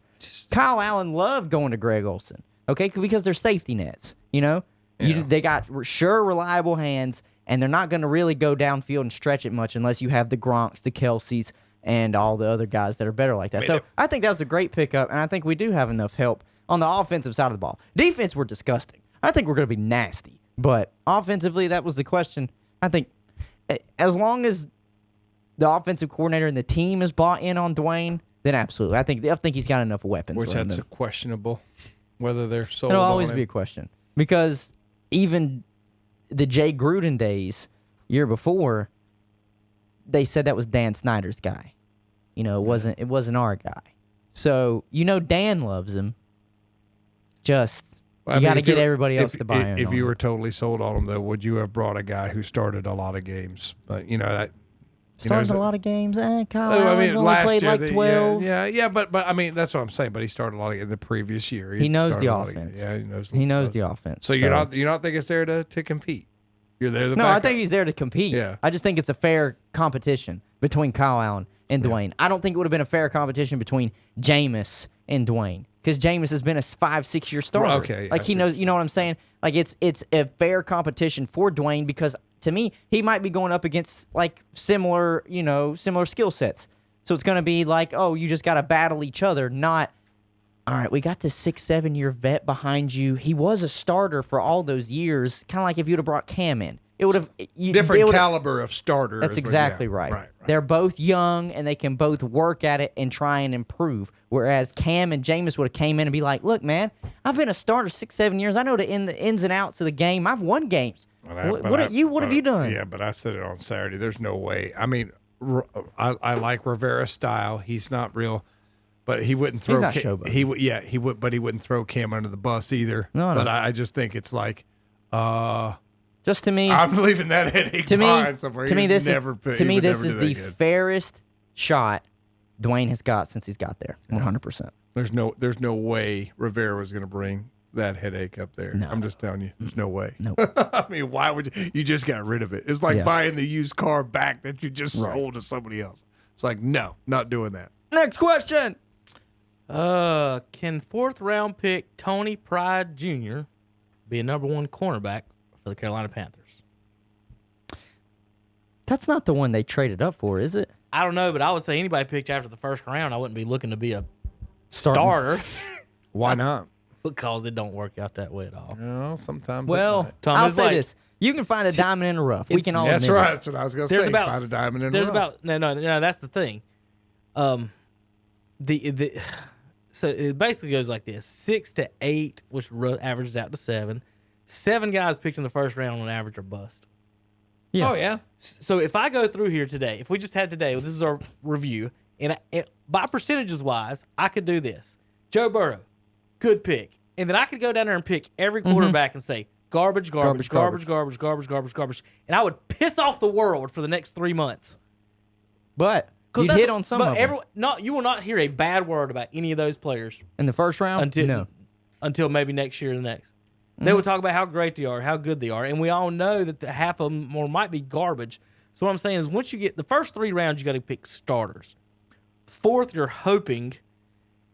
5th, you hope they can get special teams, maybe be a backup. 6th and 7th, you're just But wasn't it? practice teams and special. I was watching something. One of the local Charlotte stations was saying this kid, a lot of them thought would be taken before the 4th round, right? And Hunter, they I'm thought, not sure. They thought that he had better talent than when he was drafted. I guess that's why that question would have been proposed. And I saw of course, somebody's tape looks great. I want Like you to they say, were showing I his want to tape, say it this looked too great. about Carolina. I think they did great in their draft. They addressed all their needs because they had probably the shittiest defense in the league last year. I'll just put it that way. 30, Yeah. They were 31st in the NFL in 5.2 yards in per rushing rush. yards Okay. and scoring So defense. what they did, they addressed needs. I like the fact that they signed the kid. They drafted him because he was draft eligible, not just signed him. They drafted him. The kid that played in the XFL with the St. Louis Battlehawks was the safety. He was one of his final year. Is that Kenny Robinson? Oh, I can't remember what his name was. God Almighty! Says that's one of they drafted Kenny Robinson out of Virginia, West Virginia. Yep, Check that's that, him. West Virginia. That's him. He lost. What was it? He was like on academic probation or something, and instead of trying to transfer went to out, the he went to the XFL. XFL. now, okay. now I know He was one of the highest rated safeties in college ball, so I loved that. I loved that move because it just showed you that the XFL worked out. Now Somebody buy it. I know Somebody the buy it. sample size is a lot bigger or larger, whichever one's grammatically correct there. Undrafted players in the Hall of Fame, there are more of those than number 1 picks in the Hall of Fame. I can believe that. 17 undrafted players in the Hall of Fame, 14 overall number 1 picks. Yeah, but there's a whole lot more. That's what I said. There's a small sample But- size. Yeah. But with that said, Tom, 14 out of 54. Yeah, Hall I of know. You Famers? miss. There's a lot that. Think about that. There's a lot Hey that guys, miss. they're saying that the Packers, Jordan Love, better be a Hall of Famer to make that pick worth it. I'm looking at number 1 picks, and only 14 out of 54 have been Hall of Famers. Mm-hmm. So, I mean, you can sit there and talk about your number 8th draft pick. You don't know. We don't know any of these people really How much until they get out longer? there. How much longer is Aaron Rodgers even under contract? Is it 2 years? He had a big It's contract something like- extension a few I years think it's ago. 2. But See, it's close. I could see It's if- close, but it's more. I don't think it's more on the fact of his contract. It's more on his age. He's like on the other side of 35 right I now. think it's 36 or 7. But still, I mean, look at Tom Brady. He's 43 and still. Yeah, but Tom Brady he spends like $2-3 million just on his body alone. I guarantee you, Aaron Rodgers does too. I don't think he. But doesn't- He spends all his money on his girlfriends and mustache. Yeah, I was gonna say. But what have I said though?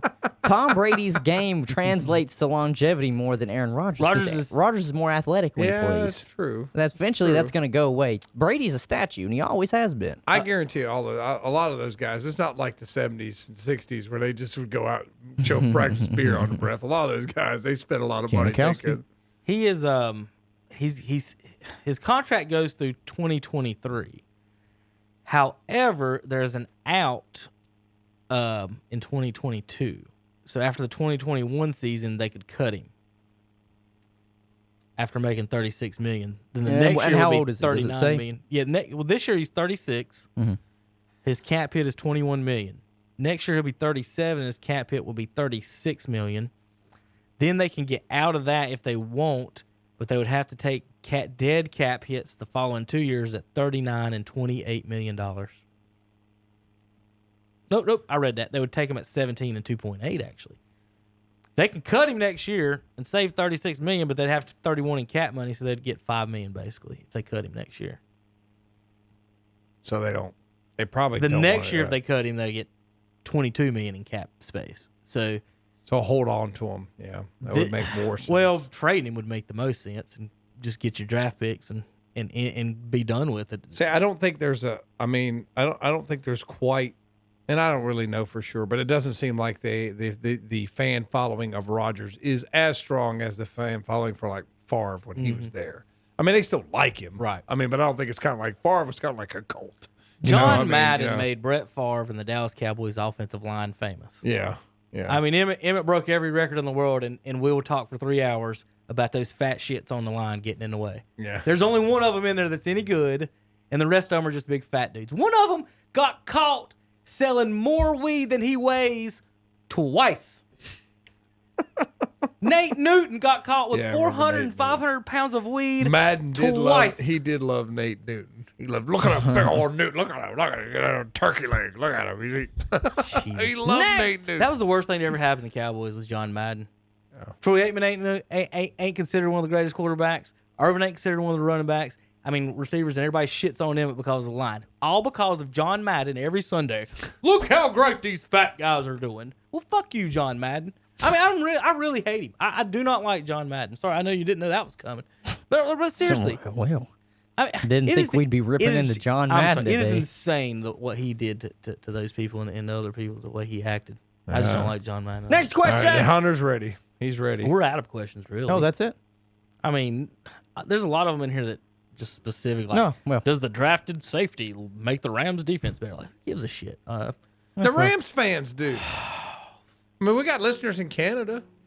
We got a listener in New Zealand. Did you find I'm recruiting people in New Zealand? I texted the guy I in saw New that. Zealand. I saw that. Yeah. Nice. He's like, well, I was just looking the internet for NFL news, and you guys popped up. I was Hell like, yeah. all right. Like to hear that. Yeah. Yeah. He did. I saw that. We I are saw the that number today. one show in New Zealand. There you go. That's all that matters. That's all that matters to me, man.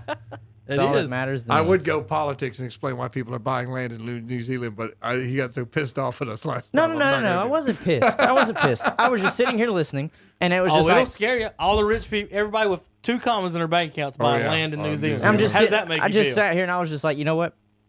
Just let him talk. I'll have my Have you moment. seen the movies? I'll have to look it up. Give me a sec. Oh, jeez, I can't remember. Samuel. Well, Anyway, I liked go it. ahead. I enjoyed the draft. I thought the draft was fun. I think the way that I think it was a hit mostly because there was nothing else to watch, 100%. But I think they did a pretty good job putting it on, and there weren't any hiccups really. The Kingsman. Yeah. The Kingsman. You seen that movie? Either one of you? I've seen the first one. You seen the first one, right? Mm-hmm. Okay. So that one is kind of like you're talking about the rich people going to New Zealand. Mm-hmm. The Kingsman basically, let's say iPad or Apple. Someone got control of the systems or whatever, and there's a code in your phones. Basically, the best way to explain it, Tom, is you know how sound can affect people? There's a code in your phones in this movie that they can turn on, which will incite violence. So that's basically kind of what the movie's about. The bad guy was Samuel L. Jackson, Right. and it was dope. And so they What movie is Samuel L. I Jackson know, not in? So they hold up in a layer where the rich people pay to be away from this. So this is how they killed everybody. They turned the phone things on, and everybody on planet Earth just started killing each other. Inciting madness. And so that when you mentioned the New Zealand thing, people, the rich folks buying land and stuff there. That's the first thing I thought was the Kingsmen and all. They were having a party inside the thing while everyone else was outside killing themselves. And I they think were- I've seen bits and pieces. it's actually a really good movie. It was a really good You don't movie. realize, and you don't realize you're into such a deep conspiracy like that until like near the end. You're like, holy crap, what just happened? I thought I was having fun as like a James Bond type movie, and it turned into that is really weird. But yeah, the New Zealand thing. All right, Here's a little nugget for Hunter to break down. Donovan Peoples-Jones was drafted by the Browns with their 7th round pick. Mm-hmm. A lot of people are saying steal. Urban Meyer said he should have been a top 10 pick. Big 10 bias, Hunter? Maybe Big Ten bias. He was as a wide receiver or running back. What He is was a play? wide receiver. That's what I thought. Wide receiver. It was pretty He's good. physical. Now, I'll tell you Yeah. what, he's a big Yeah. boy. Yeah. And I mean, if you want to call it a steal, I don't know if you can call it a steal just because of how deep the wide receiver class is. Was, They said you could get starting caliber talent anywhere out here. So if he comes in and is a starting wide receiver for you just at any point, that's fine. You already have Jarvis Landry and OBJ.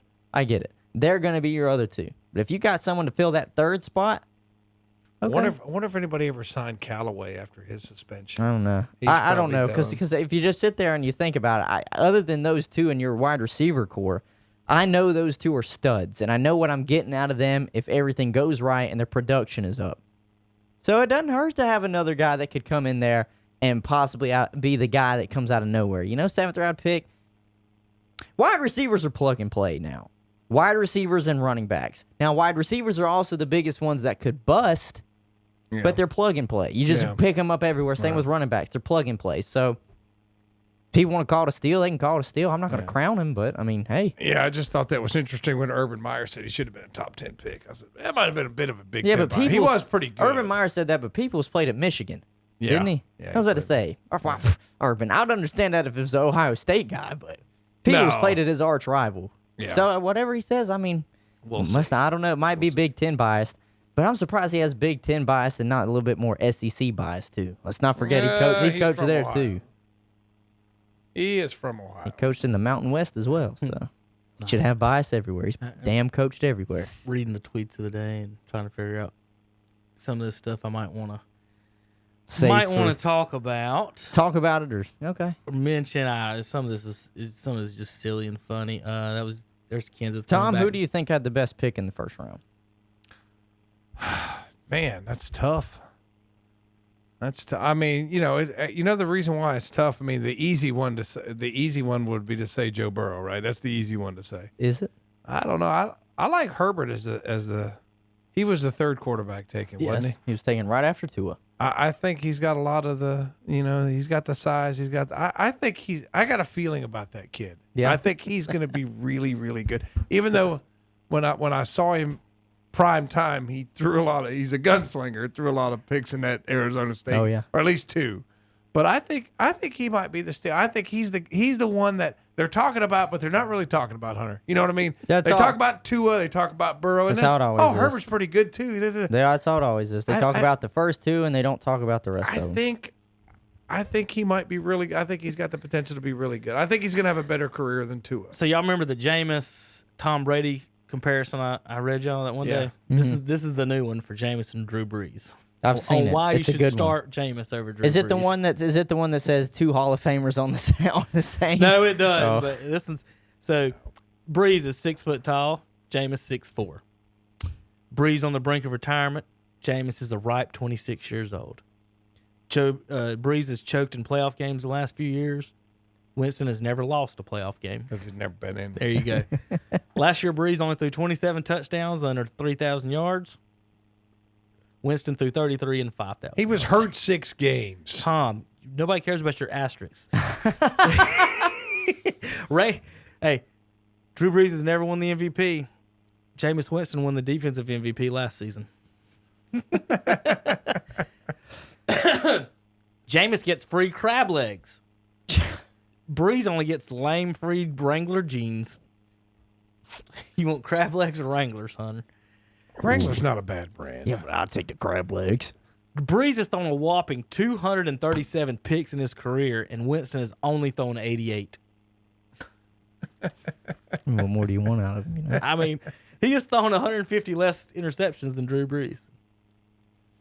And finally, Drew Brees is perfectly able to see, and Jameis Winston accomplished all that while being legally blind.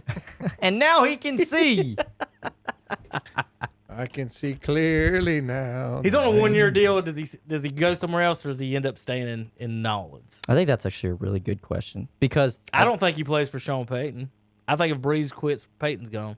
Really, you think I it's don't a think package Payton deal? is staying without Brees. I don't think I he think is he might either. go somewhere else. I'm not saying Payton retires. Oh, he'll go somewhere else. Well, but I Peyton's, mean, I Peyton think so, done too. messed up really bad. He waited around for that Cowboys job, and now Mike He didn't. McCarthy's sitting there. He So did. he waited too long for that. I think Jameis could always get a contract extension because the question is, how much do you really love Taysom Hill going forward to be he's not your going franchise to be quarterback? your starting quarterback. And I they don't- did draft a quarterback out of Mississippi State. He's pretty decent. He literally is Jason. Here's one. He is Here's Tatum. Before you go, Hunter, let me say. Kevin, let me get Hunter one more question. The Dallas Cowboys, NFL.com, gave them a grade A in every round, an overall grade of A. Is this because they're kissing Jerry Jones's butt? It's because of the Dallas Cowboys. They had a good. They did have a good draft. What Jerry's done, he's hired a draft expert, and it's been working there for the last 5-10 years, and that guy's been actually good. I mean, there was a point when I keep fussing about the draft picks, the 4th rounders. There was a point in about 9 years during those the Bledsoe years, and Chad Hutchinsons and Quincy Carters, where Dallas missed almost every single draft pick, not draft. We had a bad draft. The whole damn thing sucked. Like anybody, and what he would do, first and second round, we always got a starter in the second round because he took a damn chance in the first round with some wild person since Randy Moss worked out. He's done that. He did that for 10 straight years, and they ended up with nobody. Quincy Carter was the quarterback for a few years. Okay, he's in there doing lines in the huddle. He did beat the Panthers, by the way, at home. I guess if you looked at the draft as a whole, Dallas did pretty good. Well, They filled a few spots that I thought they should have filled Quincy earlier. might have won the championship with the Giants back in the 80s, him and LT hanging out. Okay. They Stand drafted below. 2 cornerbacks, which that's one thing Terry did point out to me, that it's pretty bad when you get corrected by Terry. But they did draft 2 cornerbacks. The best corner they got a steal with in the Alabama Yeah. one because I thought it was a first I did round see a pick. thing yesterday. It showed 5 starters for Dallas, the quarterback, running back, receivers, and everybody from 2015, and now it's 2020, and they're all gone. Right. So That's typical in the NFL. right, and so that, but exactly? So what I wanted to go to on that is when you're talking about these draft picks, if you pick a Jalen Hurts in the second round, He might be the starter in a few years. well, what's going to happen in 4 years? It's either he's the starter or you wasted a pick. And that's how Traded. little the window is. Yeah. And that's why Rodgers should be mad. Roethlisberger got mad when you're drafting players in those first 3 rounds that can't help today, can't help my team. Like, what would Jordan have said if they would have drafted a 19-year-old who's not going to play in 4 years? Like, I mean, we know what he said. The funniest thing he said last night, Tom, we'll get to that in just a few minutes. I got a baseball point before we go and finish up with the last dance. Bucks, the reason they traded up is that they had intel that Staley was going to retire and someone was trying to move, trying to move there and get it, or San Francisco might take the tackle that they wanted. Okay. So they traded with San Francisco. They had he might retire. Because if he was going to retire before it, San Francisco might not have moved back. Is what this is saying. Yeah, because Staley, he retired still, but he didn't announce it until I think day 2. All right, Tom, you ready for this?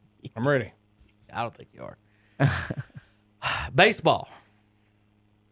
We're done with the draft. Right. This isn't Trout, but it kind of is. It isn't, but it is. It isn't, but it is. This is a guy tweeting out, random thought. Even if his career ended today, Joey Votto is a Hall of Famer. Now, let me tell you his stats right now. You ready?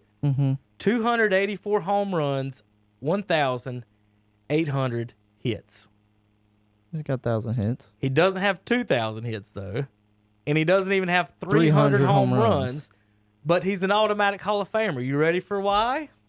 I bet you can guess. Yeah. Lord. Yeah. A guy who doesn't even have 300 homers or 2,000 hits is a lock right now, he said, for Hall of Famer.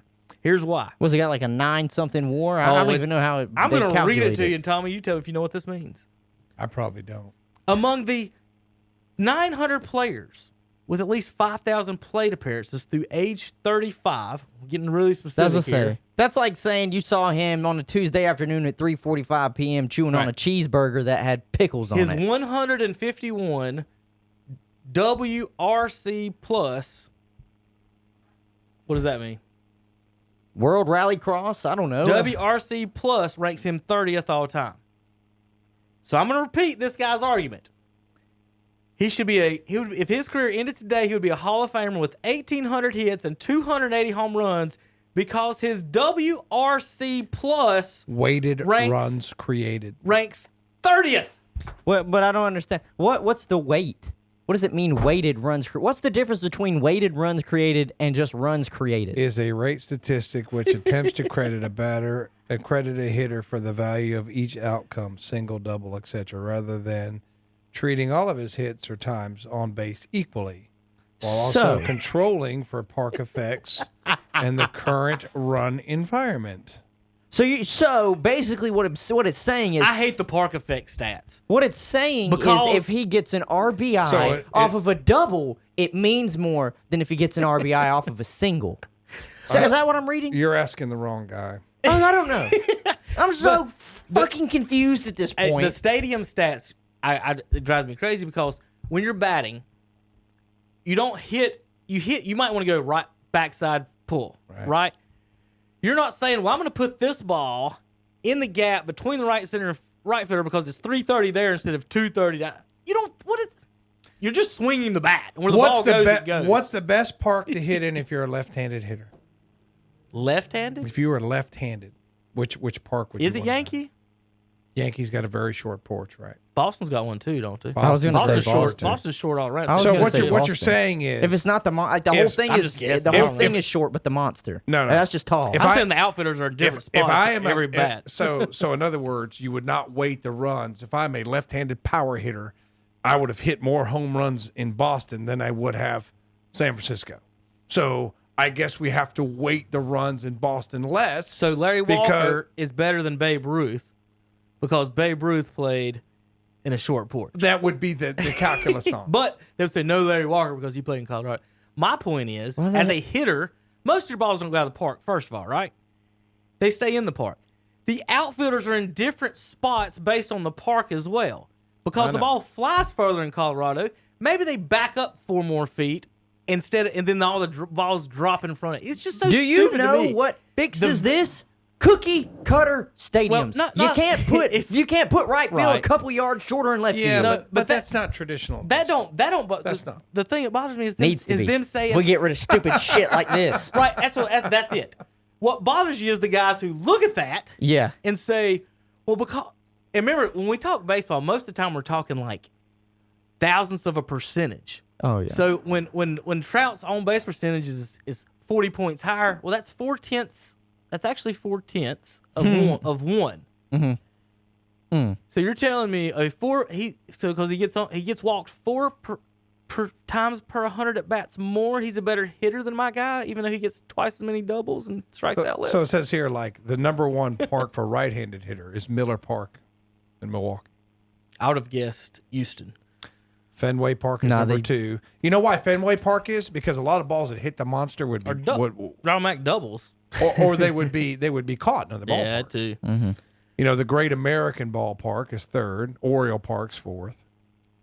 No, it's not even. So on what the do they top 10. weight it on? Like So they just give you an extra point or take away a point? I don't know. I I'm would going to read say- the rest of this guy's 5 tweets to finish up the He insanity. made a 5-tweet thread about yeah. why Votto would be. Oh yeah. I don't Why does he even only want to have- see what he would say for dang Trout. You ready? Why does he only? Oh, they're gonna tear down Cooperstown, and they're gonna build the building in the shape of Mike Trout. Why does Votto only have 1,800 hits? It's possible in part because of how often he walks. Where are we going? Hey, Shit. I take that back, Kevin. The stat I gave you was for a ball. When I did for left-handed hitters, it just gave me the most hitter-friendly stadiums, and Miller Park was number 1. So that's my fault. I'll have to. Tom, we are perfectionists here, just I like know. Bristol is in So I got Connecticut. Houston Damn right. it. I got Houston right then on that one. I'm You trying said to Miller. see. Is that Houston or Wait is a that minute. Now, Milwaukee? Houston was Minute Maid, Right. right? But it's not anymore. I don't know what it is now. Yeah. All right. Let me finish my other ones. All right, here we go. Yep. He has the 16th highest walk percentage of those 900 players. Big whoop. Cool. So put him in the Hall of Fame, Hunter, not because of his hits, Because he walks. not because of his home runs, but because of his walk percentage and his WRC plus. Are they going to put that on the plaques now? Seriously, God, someone say, we're going to put up Joey Votto's plaque. We're not going to list his hits, home runs, or the average or nothing. I We're just wanna going to say see- he had a 115 WRCA. Like, I just want to see, because then that's the point where we're going advanced analytics. What happened to damn Manalytics, bro? Where you just look at a guy and say, he's got a couple thousand RBI, he's got 300 he to 400 contradicts. home runs. You know, like they used to talk about whenever they were getting to the Hall of Fame. The first thing they would bring Because up what is Tom he's a said, 2,000 Hunter. RBI hitter. Because what Tom said, Hunter, and that WRC thing is exactly what they'll say. They're like, well, the advanced analytics says that Babe Ruth had a easier stadium to hit out of. If he hits 700 home runs and your guy hits 200, well, the advanced analytics I say don't that give Barry a- Bonds had one too many needle prints in his I ass. don't give a rat's ass how many. All right, let Joey Votto hit 261 last season. yeah. I'm not Hall of gonna, Famer. and I'm not going to say he's Advanced bad. stats, Tom. It's all about the walks. I've been telling y'all for weeks and years. I'm not going to sit Listen, here and say he's let a me finish bad it off, guy. I'm Hunter. just saying if he's not hitting close to 300, then what the hell? 260. He has the highest walk percentage. His on base is 18th best, 2 points below Mickey Mantle. By the Joxx standard, I'm reading this word for word. What? Wait a minute. Listen to what he. By the who? Wait a minute. Did Jaworski make this? By the Joxx standard, capital Jaws, Votto, 54.4 is 4.9 points below the average for first baseman.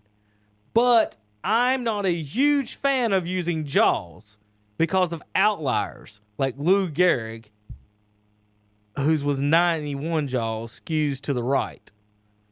And if you're using B-War 7 to just look at his peak performance, Votto ranks 9th there.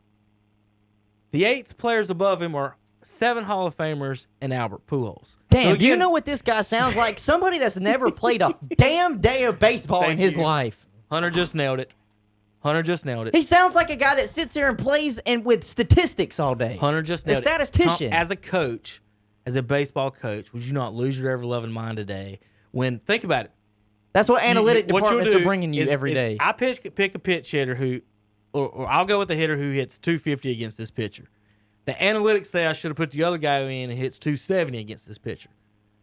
Again, 0.2 of 100 points. And look, I'm not going to sit here And and they act will like sit there and say that coach should be Yeah. fired and is awful because he doesn't use the stats right. And if that's all you're doing, shouldn't the coaches then be robots? And I'm not going to sit here Is there and any reason to act have like, a real person? Yeah. I'm not going to act like I played at the highest level. I stopped playing baseball right before high school. I stopped playing it in the middle school. I've just fell out of love with the game. But damn, I never was sitting there thinking about war or none of this Jaws. other stuff. The only thing I wanted to Jaws. do was at least hit close to 300 so my dad didn't give me the chew out every time I was in the car and not strike out. Tom, all right, for example, let's say Because I know I couldn't hit home runs. So, I just wanted to get on base and not strike Ichiro, out. listen to it.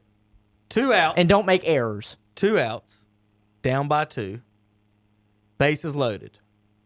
You got Ichiro and Bonds. Who you putting in? 2 outs, bases loaded. Down 2. Down 2. The analytics would say put in Ichiro and hope for a walk or a I single. was getting ready to say I put in Bonds. But every baseball coach in the world would say put the hammer in. right, because you can't walk him. Got You no don't place to want put you him. want to hope for walk. The people. Of course, that I think hope it was for- walked like 3 times in his career with the bases right. loaded. The people that hope for walks. You need 4 of those guys. I get You two. do need I 4 get of 2 them. hits and score. It's insane to me. So remember what we all this just said, and we've done on this analytics forever. Let me about see the- his picture. God almighty. Does he got like glasses and pimples all over his face?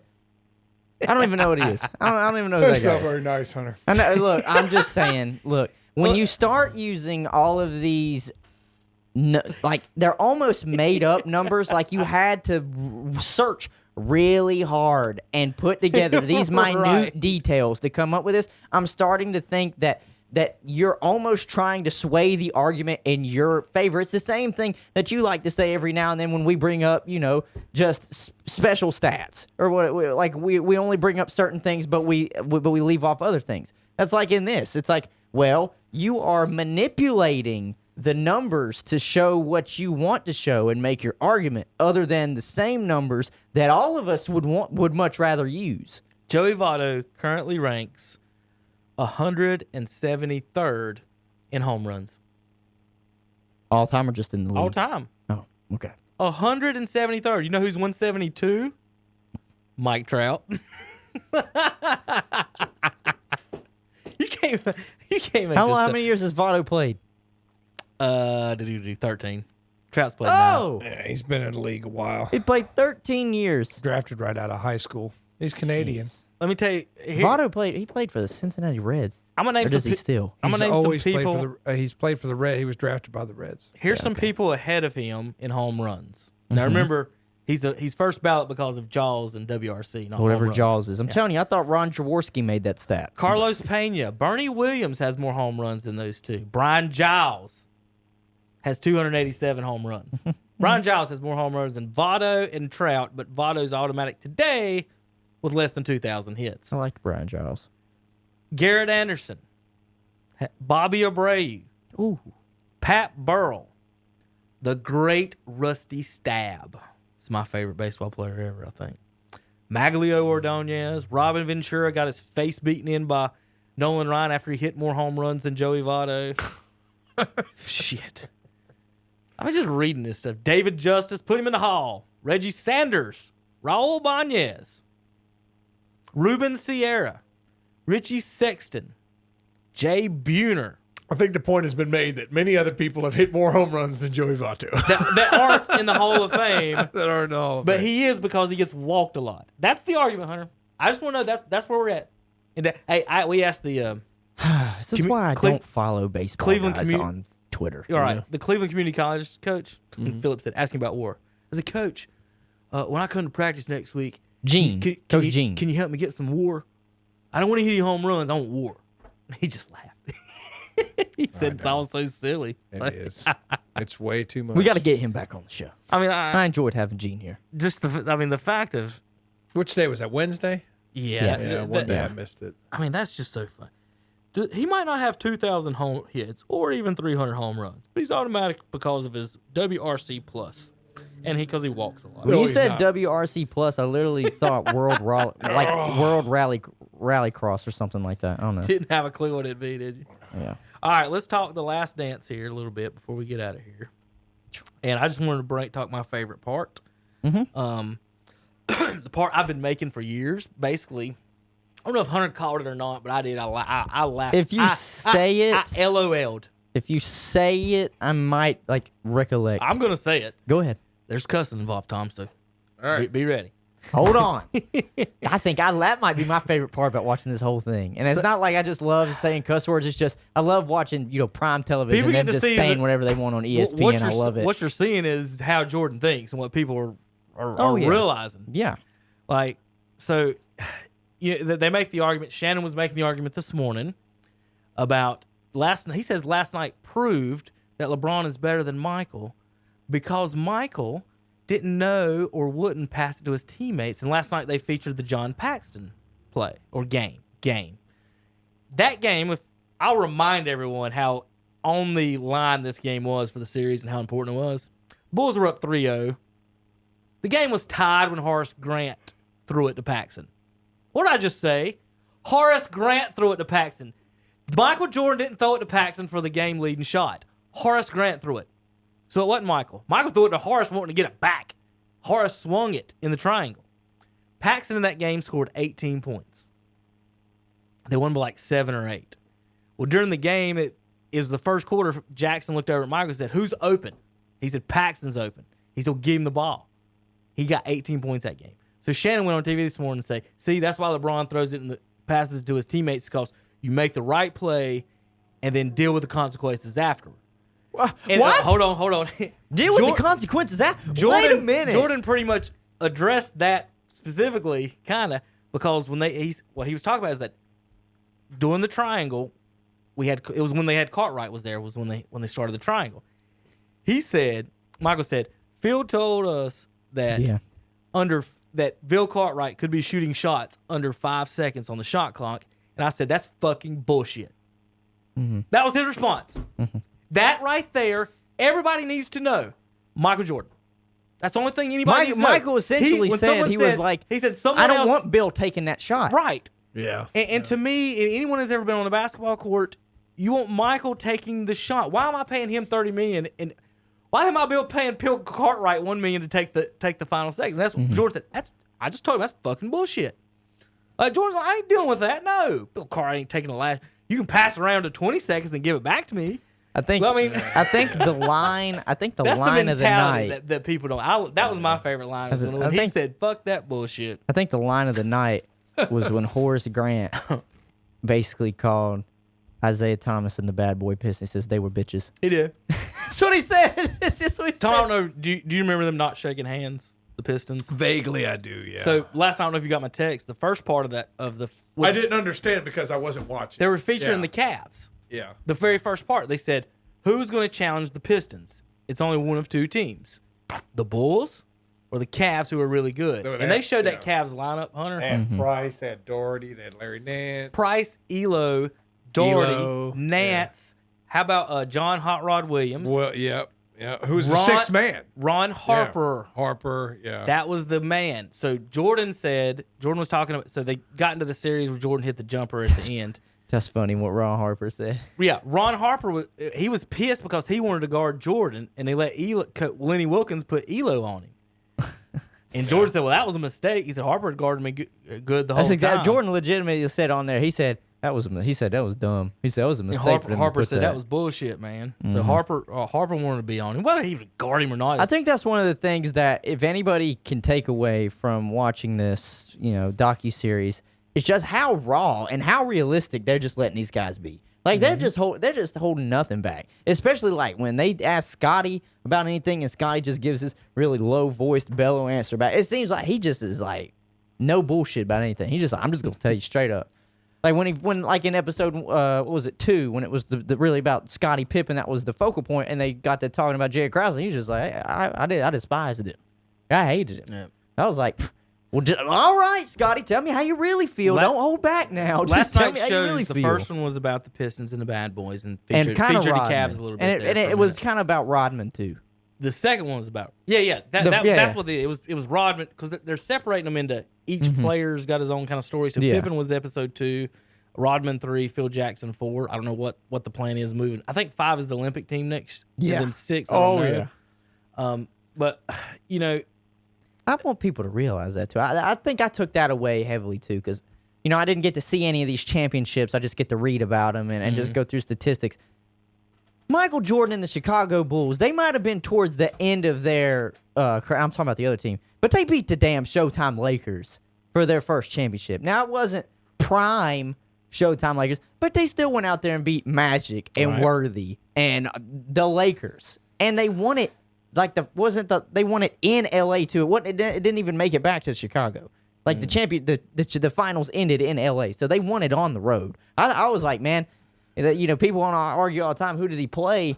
Well, you can't dismiss that didn't play Magic Johnson, who was still arguably one of the best players in the league at the time. James Worthy, both of them Hall of Famers. Like I don't understand. Worthy did get hurt early in the series. Byron Scott, AC Green, Vlade Divac before the Kobe Bryant trade, obviously.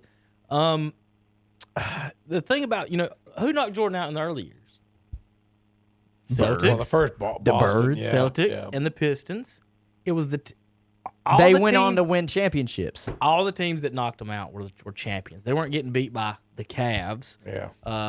With all respect to them and Indiana, both of them was good, but they didn't win championships. Indiana made one after Jordan left. So, that's the teams that won when he wasn't there. I want to try to. This is my favorite series of all time. Is the Suns Bulls. I love Charles. I like watching Charles Barkley play. I can watch him play any day.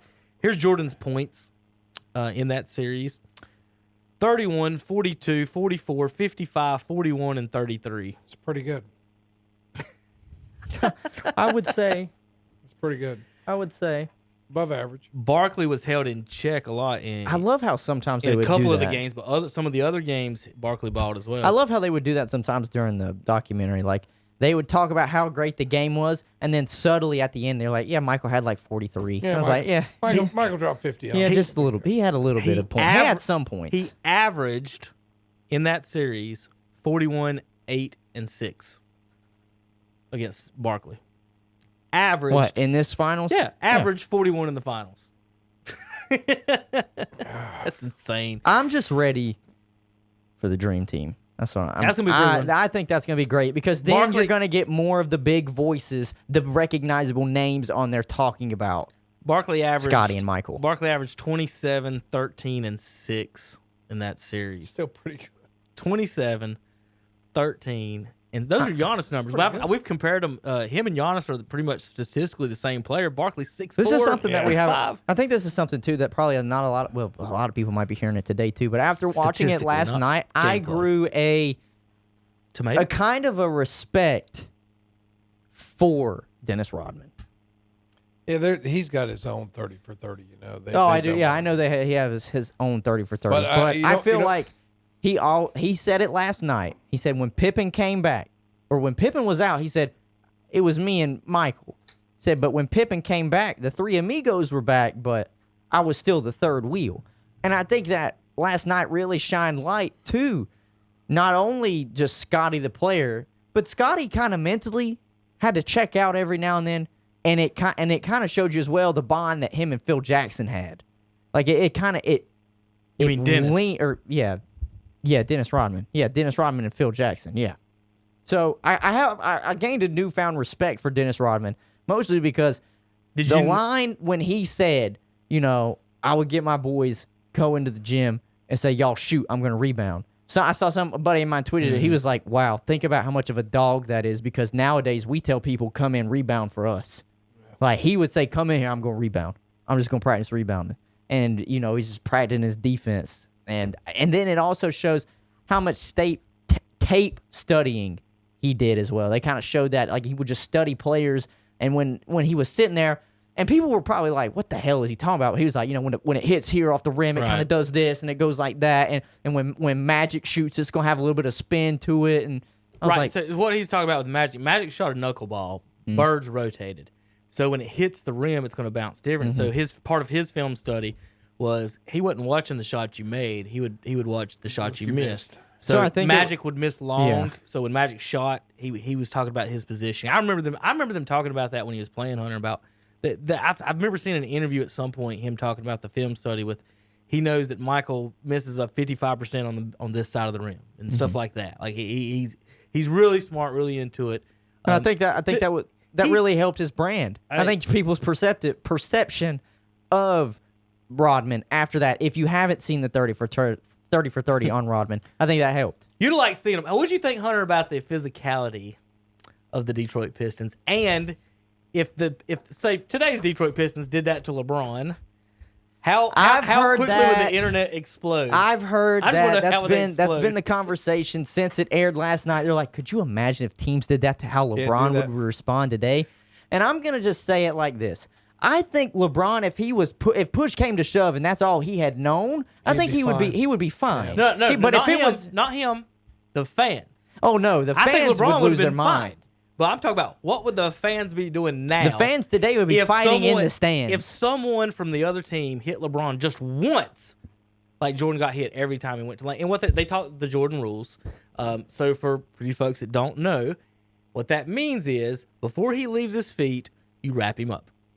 Kind of like how they have whack Jordan. If Tom will remember, he's one of the greatest, if not the best, at getting contact and then scoring, finishing. And so what John Sally said, he said we had to wrap him up or he was Superman. He wasn't human. We couldn't contain him. And so they're forcing him into the lane. They did not want him going baseline. They said if he went baseline, hack the shit out of him. Then they were double. Then they double. Now here's what's funny about baseline. I've been on a few basketball teams, right? Every basketball team I've been on has said take the baseline away on defense. Mm-hmm. But on offense, the coach tells us don't go baseline. I've never had a coach explain that to me. I swear every team I've been on, if I went baseline, and I love going baseline to dish it to the guys cutting, they'll be like, don't go baseline. Why? You just told me on defense to keep them from going baseline. So it's one or the other. You either force them baseline or you don't. But anyway, they didn't want Jordan to go back because he could dunk. Yeah. But that was it was the bad boys Pistons. It wasn't just them, Hunter. I mean, that's how everybody. If you had to earn your foul, it was if you're going to the lane, you're going to get fouled. Oh, now it's you're touch. Going to the free throw. If I touch you with my middle finger when you're driving past me, it's a foul. Right.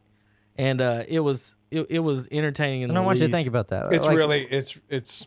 They showed Rodman shoving Pippen. I don't know if you remember that one. He shoved Pippen at the end of the series, and when they was getting swept it made a play at the end. And he shoved him in the stands. Pippen didn't react. He just sat there for a minute and got up. And I think Sally and them said we knew it was done when Pippen didn't react, and it was game 4 anyway. And then they didn't shake hands. And so Isaiah said that they didn't shake hands because the Celtics didn't shake hands with them when they knocked them out. And they asked Jordan if he wanted to see Isaiah's comments. He said, I don't care. And he said, I don't care what he said. You can show him whatever hell you want to. I know he's lying. That's exactly what he said. Oh, Jordan's lying. And everybody on Twitter that I saw after I said, he's full of shit. Michael still has beef with some Isaiah Thomas. Oh, yeah. He said, I know he's full of shit. Because they showed the exact video. The year before, Michael's shaking their hands as they left the court. Oh, okay. And then so the very next year, the Pistons left during the game, Tom. Yeah, I remember that. The Celtics did too. So they showed the video. Isaiah grabbed McHale while they were walking off the floor to talk to him. and they had some words. Mikhail pointed at him, said some things. Mikhail ended up shaking his hand before he left. He did shake the one guy's hand. But Isaiah was making the point that they didn't. But what he said what happened was Lambeer walked around to everybody and said, we're not shaking these fuckers' hands. Lambeer was the one behind the not shaking their hands. So Yeah, I can see that. Lambeer was such a... the Draymond Green of the Detroit Pistons. Yeah, but worse. He was worse. Worse, you mean like he's a better player. He scored twice as many points as Draymond. He's just, I mean, He's worse just as the worst far of a as human being. Yeah. he's just not. Tom, he's a women's basketball coach in the WNBA. Well, he got old and soft, but I mean, when he Yeah, was- big jerks. So the second part of the shows last night was Phil Jackson. They featured him. Tom, I didn't know if you knew Hunter. I know Tom knows that Phil is a big hippie. The Zen master talking- of big hippie. He was talking about him dropping acid as a coach. He talked about I thought it was while he was playing with the Knicks. him and Rodman were soulmates. He coached. He was the funny. Did you see him the Mexican league? that Oh, how he coaching was in? getting in that? He was coaching the Mexican league, Tom, and the gangs would fight.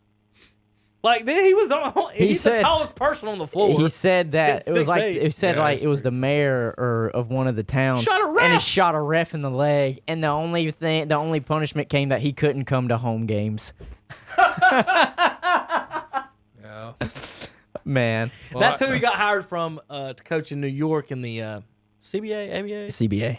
And so he went up in there the and coached. 70s. And then and then the Bulls. I Krause want you to brought him think in as an about that though. assistant. We talk about like decorated coaches.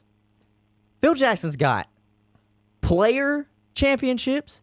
He's got CBA championships. He's got 6 with the Bulls and 5 with the Lakers. He's got 2 as a player. So that's and 14. 2 as a player. He's He's got a winner. 14. That a man winner. knows nothing about winning. Whatever that little He didn't get- Namaste shit is that he does, it's working, Hey, man. he had to wait 2 years to get hired because he dressed like a hippie in his first interview, and the coach told him to get out. Oh yeah, that's They wouldn't interview him. they wouldn't interview. Krause was mad. Krause set up the interview. So Krause said 2 years later, I have to get him back in there, and I have to tell him how to dress so so they'll talk to him. Yeah.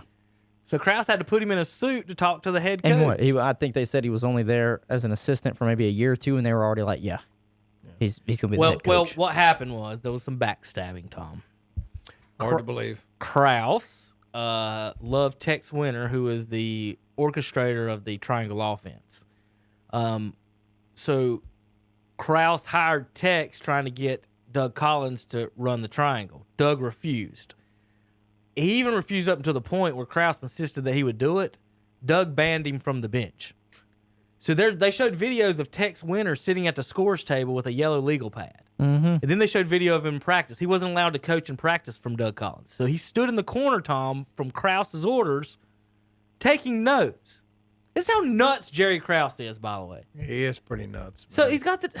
Anyway, I understand Collins' position is that, hey, why is the GM telling me... But hey, basically, the assistant coach is the head coach, you know? So, anyway, Krause kept like... So, Phil, when he came in, was sat next to Winter. And Phil, and he basically told... Krause had Winter teach Phil the triangle so he could fire Doug Collins, basically. Is pretty much how that went. Yeah. He did fire him. He asked Jordan for his permission and everything. Or he said, told him yeah, what but he's you're going to do. make a lot of people mad. That's what he said. Especially him.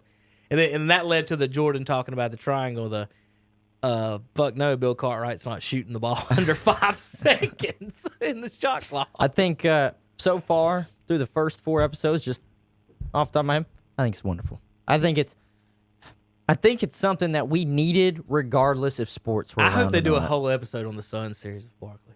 That'd just be so fun.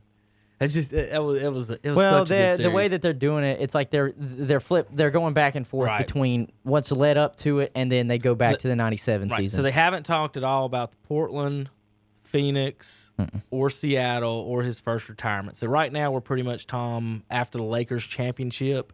So they're relating. The way they're doing it is they're talking about the '98 season, but going back with each player. And they do the and timeline how thing, how they got to a certain point. Yeah. So I'm looking forward to it. I've got it DVR'd and ready to go when there you go.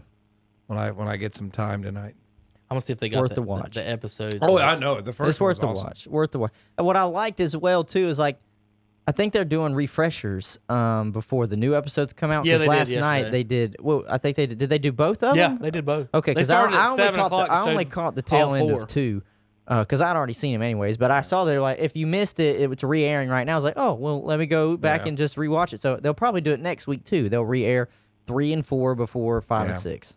You can watch the clean version on ESPN too. Yeah, why would you if do you're that? scared, Why would you if you're scared of the cussing. Yeah. Terry wasn't he? Did he say he didn't want to hear that the other day when I said I wanted live mics on the fields? He doesn't and like court? live mics. Wow, Terry. Wow! I'm about to sit with him because he never comes and helps out with the podcast. He needs to come by one time and help out with this shit. I think, believe it or not, I think he would enjoy it. Oh, he would. I think he would enjoy it. It's not showing us what each episode's about. It's just giving me the. It's a little- They don't even have a name or anything. It's a little harder with no breaks, though, isn't it? It's a little harder. No, I think it's better. I love no breaks. You don't like the commercial breaks where you can get up and like eat a slice of pizza or like. I go eat to the while I got the bathroom? camera on me. I'm fine. Listen. He's young, Listen. Kevin. He's young Listen. boys. They just go. They just go. Just look, I like it because when you have breaks, I feel like if you got momentum rolling, it just kills it. And then Yeah, you got that's to try and true. pick up from there. I understand it coming from a topical standpoint where it's like, okay, we know what we're going to talk about during this, then we hit the break, then we're going to come back and talk about this. But for something like this where it's kind of free flowing and free forming, it's just easier because if it is time for us to move on to something else, we'll just you'll start to tell because you'll be like, man, sentences might get a little bit shorter. Just be like, yeah, okay, and it's like, all right, next. Quick, I'm gonna do the champions real quick. NBA champions. So I know NBA final. Ah, crap. NBA finals history. All right, real quick before we get out of here, I want to list through Jordan's seasons just to give you an idea on what we got, what we missed.